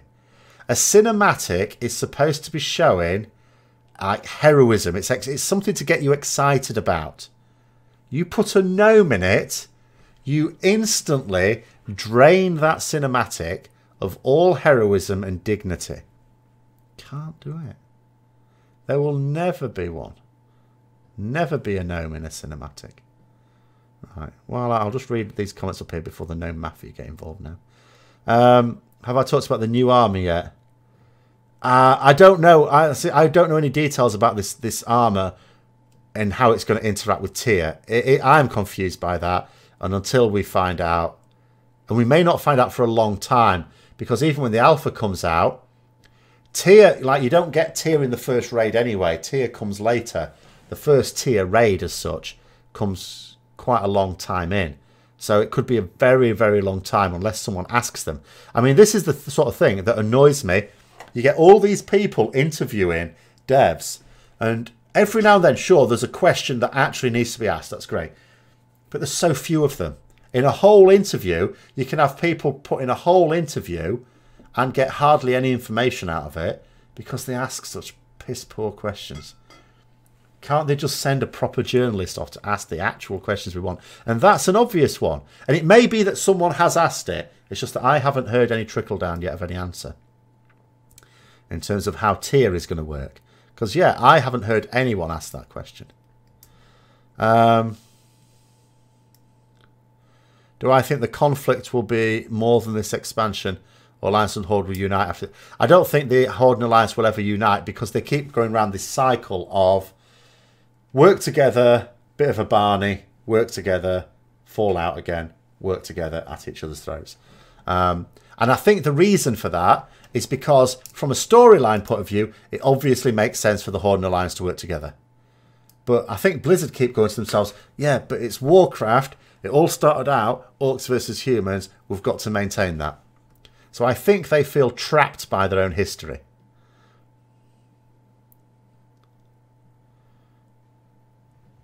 When you're saying there were gnomes, the camera didn't pan down. What I assume you meant is there were gnomes, but they'd been trodden into the mud by all the Tauren and orcs. There weren't any Pandaren in the cinematic either. But yeah, you're quite right. You can't have Pandaren in the cinematic because Pandaren are both Horde and Alliance. So that would just be confusing. I only said Tyrande was almost as bad as gnomes. Mecha Talk in the robot suit, that wasn't really... That was an in-game cinematic, which is very different to one of these proper... Like a cinema cinematic, like, you know, the proper quality ones. In-game cinematic. And also, put it that way, when Mecha Talk was in that, what was he in that for? He was in that for comic relief. He was a figure of fun. Wasn't doing anything heroic. He would never have been present when we had the sad moment when Varian died. Long gone by then. I know for the storyline he had to be long gone as well. But they would never have allowed him to be present for that because it would completely drain that scene of its feeling. Can't have gnomes in anything serious. You just bought the Shattering off eBay for £3. Okay. They can make 3-piece tier. I don't know. Do I think we'll see weapons in tier? Ooh, no. No, I don't. But I actually don't know what they're going to do with tier.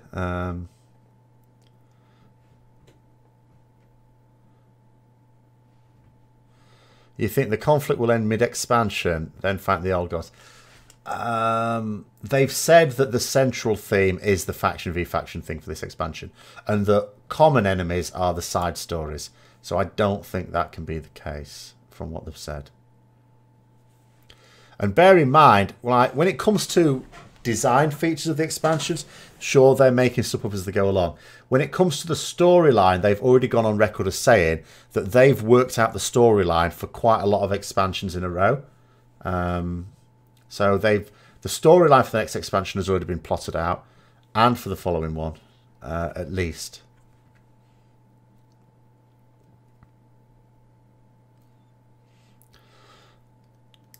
You're going to shake things up for the Forsaken. Well, again, if you look at that prologue, it looks like certainly there is going to be some shake-up in the Forsaken, because the prologue describes, not just describes Sylvanas as wanting to attack Stormwind, but as having trouble controlling the Forsaken, because in her absence, because she to keep the other Horde races happy, she has to keep going to Orgrimmar, which is the seat of the Warchief, but that's making the Forsaken very unhappy because that means she's not with them. During raids, cider or beer? If I had to choose between them, probably cider. But I generally don't get drunk during raids, if it's a proper raid. Or even wine. I had my bottle of wine during BlizzCon this side.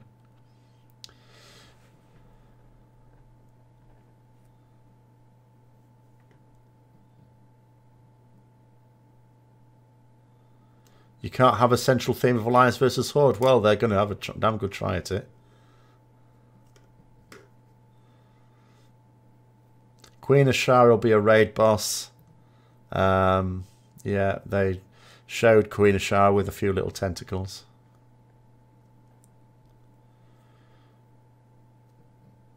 Oh, if you mean for the storyline. Well, it could all be canon because all of the events can still happen. There doesn't have to be a winner, does there? I mean, you could argue the Horde versus Alliance war has been going on at the current state of things for about 30, 40 years. I can't remember where we are in the timeline now. So, there doesn't have to be an actual winner or loser. They did say, though, that in raids, because again, the question was asked, well, what about raids? Obviously, you can't just have different bosses for each one.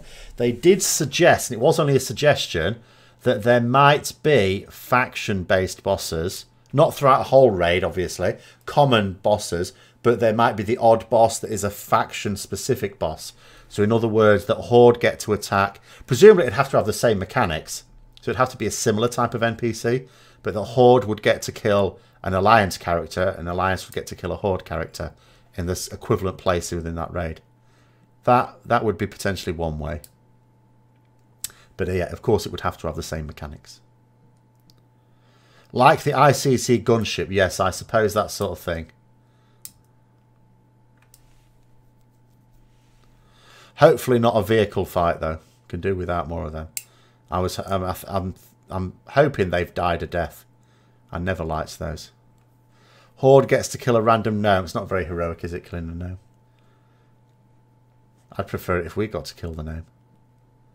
Do I think they'll kill Sylvanas? I don't. I think she's too important a character. I just think she's too important to possibly be in serious danger, even in Manav.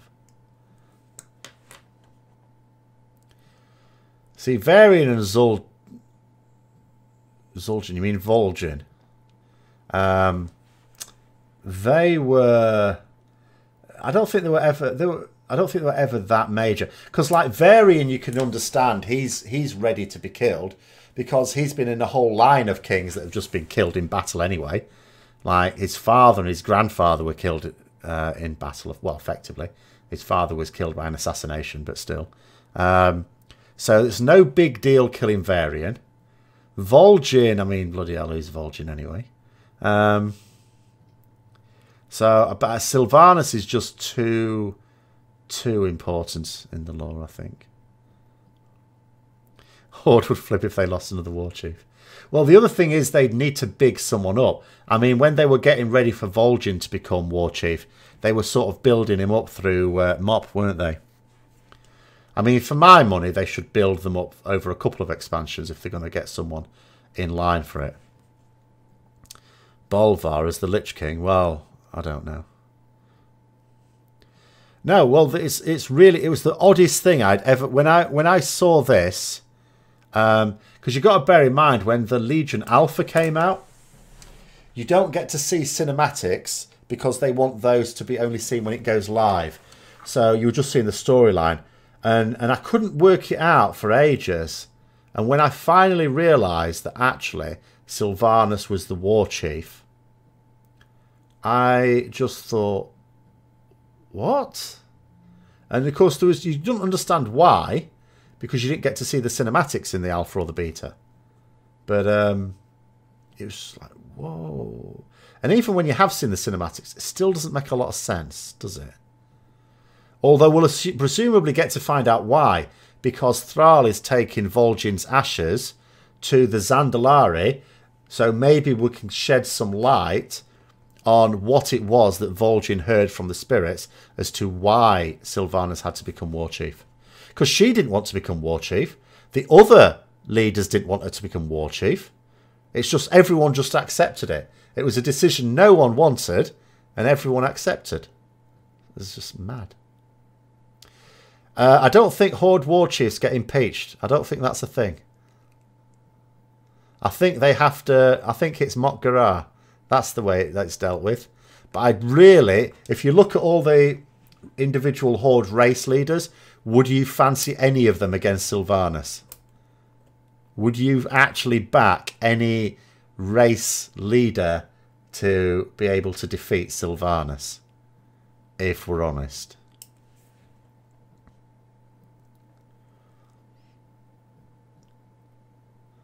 Thrall is coming back, but not necessarily as Warchief.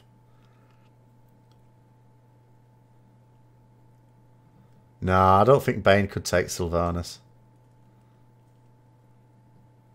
And yes, she'll not sacrifice herself because she was going to do that after the fall of the Lich King and then was persuaded otherwise. Because she knows what's waiting for her, she does. Lorthamar, no, he's got no chance. No chance.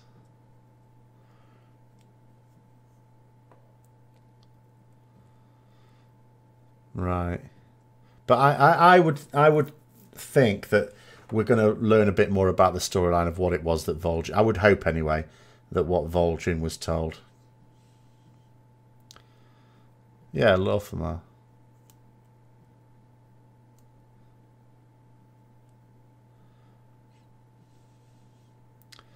No magic in their fight. Well, Sylvanas wouldn't need it as such. She's got a bow and arrow.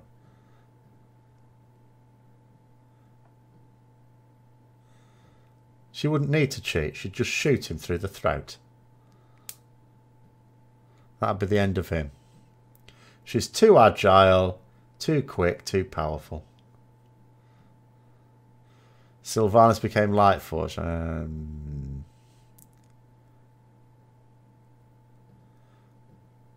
She wouldn't have to use her ban. I don't even know what her Banshee stuff's supposed to be, really. Because I don't know what there was going on in that cinematic. But she wouldn't have to. She's got a bow. He's got a bow. I somehow think Sylvanas is going to be quicker with the bow.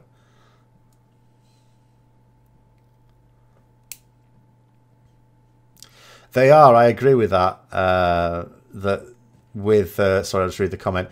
Problem with us right now, all the other races and their leaders are superbly underrepresented in the lore. I agree. Yes, they are. And that's the problem. Well, I say it's a problem. It's also a lead into what Blizzard are planning. If they were planning on a coup, then they would be bigging up one of the other Horde leaders, wouldn't they? And they're not. I don't have a crush on Sylvanas. I just think she's incredibly powerful as a character. I just think there's not many could take her on.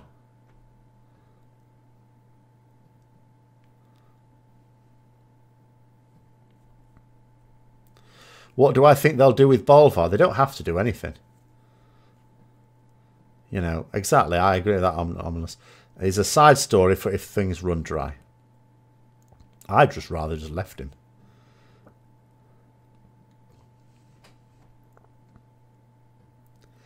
So stupid to fight again with the other side when we're just standing in the same class all years. Yes, I know.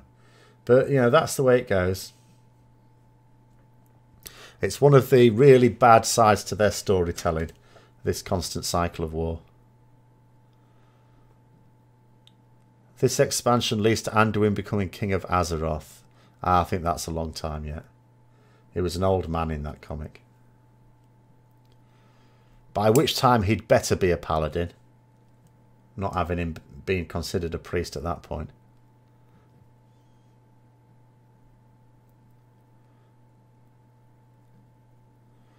Do I think races will also play a big or small part on the expansion? Exclusive quest for races. No, beyond the allied races, I really don't think they will. You've got to remember what they said about Legion, where in Legion there was quite, especially towards the start, a lot of class and spec specific content. And you'll notice it's dwindled to there being none at all. And Blizzard actually said that it was a bit of a waste of resources on creating content that only a small portion of the player base will see. Because, you know, the class and spec stuff for the artifact weapons, I mean, all right, there weren't 36 different quests for that because some of them doubled up. But there was still a lot of different ones. So that's a lot of development time went into creating quests that, unless you have a load of alts, you're only going to see one of them. And then the other stuff they did, and with the mounts, the Mage Tower, okay, it was several specs that shared each one, but still there were several for that. So they just, yeah, I think they've been turned off doing a lot. They might do one thing in the expansion that is class specific or something like that, like a class quest, but they're not planning on doing a huge amount of it.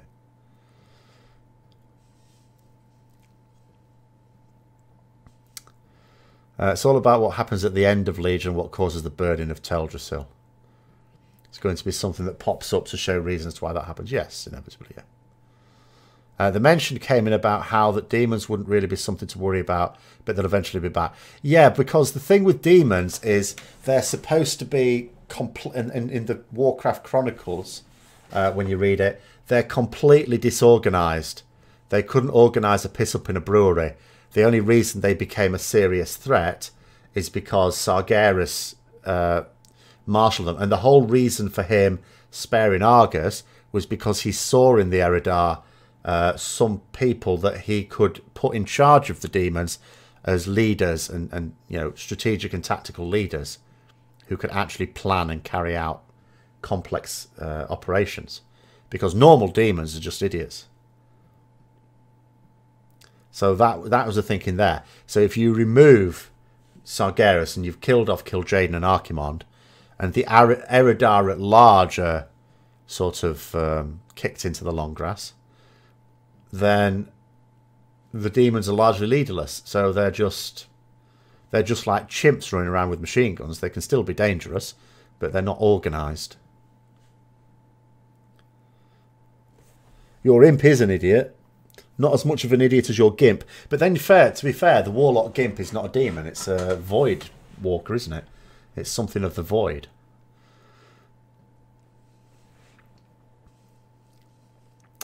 So let's have a look. Mention came... Yeah, sorry. Next comment. Blizzard was BSing when they called him a priest. Well, yeah.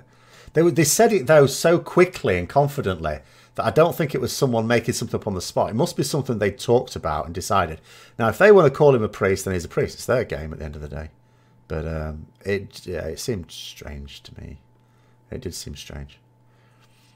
So, if we look at the scope of the next expansion, Horde vs Alliance, if you're a leader of one of those factions, you would ASAP recruit the guy who gets more soldiers the more we kill. They don't like that, though. If you're talking about undead raising the fallen of the opposition. Now, I mean, even Garrosh, he was sort of okay with Sylvanas raising up fallen alliance soldiers. He wouldn't countenance it for his own. But even then, he seemed a bit dubious about it. And I don't think the other Horde leaders would be any more inclined towards Sylvanas' way of thinking. Any feelings on the fact Rathian is hanging out in Stormwind with the other faction leaders now? Is he? Where's Rathian turned up?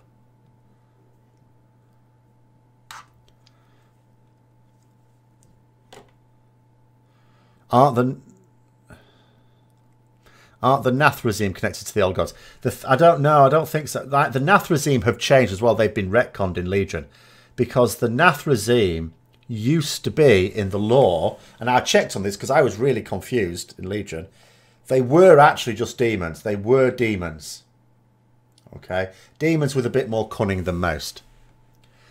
But in Legion, the official lore now is that the Nathrezim were a race just like Eredar that were corrupted by Sargeras, which is why you can have like Lathrasian, who's this light-forged Nathrezim, because the official lore now is that Nathrezim were a race like Eredar, you know,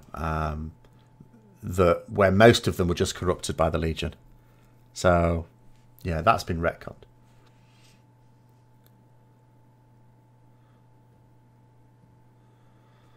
He's a disc priest. Oh no. I don't think we really talk about individual specs when it comes. I'm fine with, you know, but classes, I think. But anyway, they've said he's a priest, so he's a priest. That's all there is to it. He's a priest.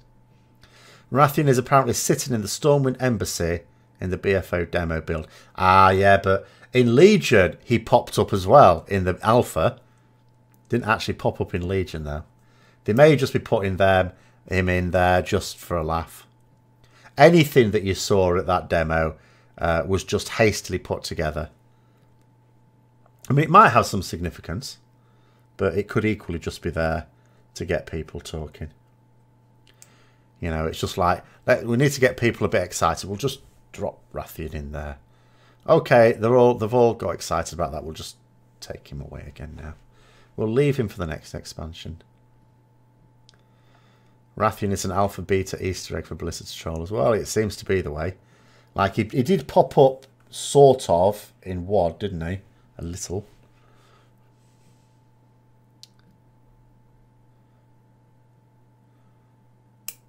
Depends which version you're talking about, Omulus, though, because Nathrezim have changed in Legion. They've changed in Legion what Nathrezim are. They changed the official law. So you may be talking about the new one, or no, I'm not sure. Because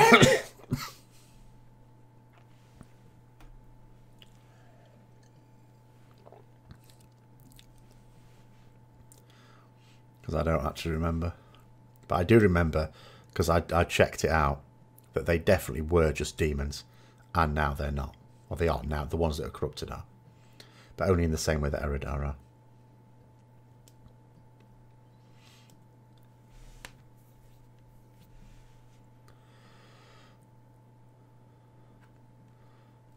I think that's what the official version now may be, Omulus, yes. But I can't remember, if I'm honest.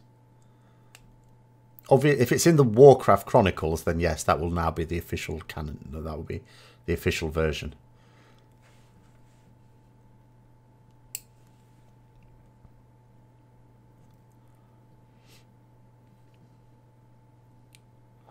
But yeah, obviously Sargeras had to become aware of what the old gods were about, because he didn't learn it by seeing a Titan soul actually corrupted, because the suggestion in the official law, and again, this is, I don't know how this makes sense, is that all it takes is for one Titan to become corrupted by the void and they could wipe out the universe. That seemed a bit of a stretch to me. But anyway, that's the official line. So there never has been a Titan soul successfully being corrupted by the old gods. Sargeras found one world where it was well underway and he just destroyed it. And obviously that was his plan with Azeroth. Well, I suppose in the current timeline still is his plan, because we haven't stopped him yet.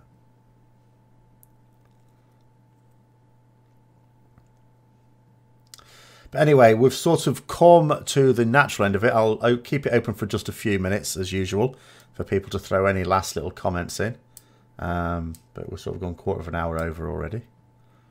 And then I've got to get busy with my video for tomorrow as well.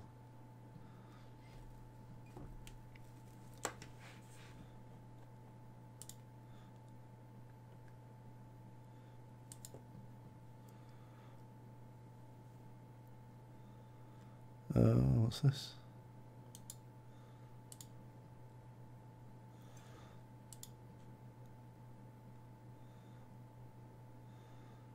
Oh, Blizzard just posted something on the forums about Battle for Azeroth, but it's just advertising it. Will I switch my paladins to be a Dark Iron Dwarf? No. I'm not keen on Dark Iron Dwarfs. I don't really. I can see the appeal in that it's new. It's something that we can. Yeah, I don't know.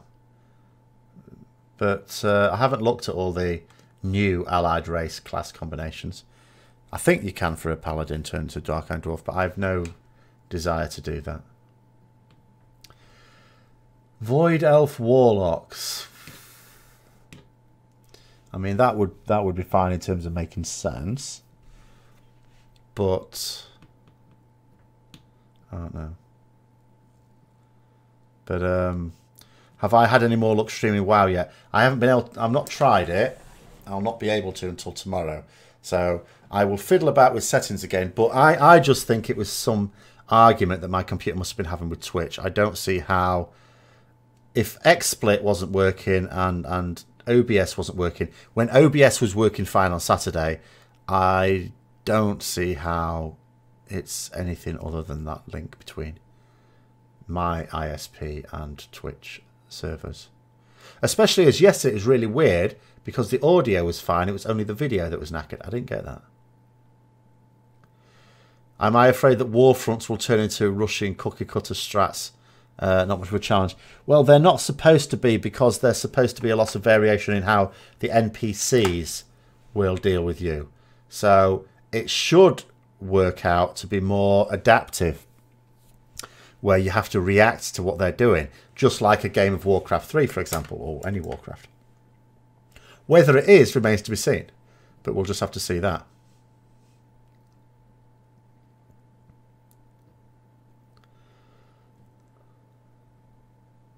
Yeah, I thought I'd heard that Dark Iron Paladins could be a thing, but that, you know, it's nothing that I'm going to be interested in. My Paladin will remain human.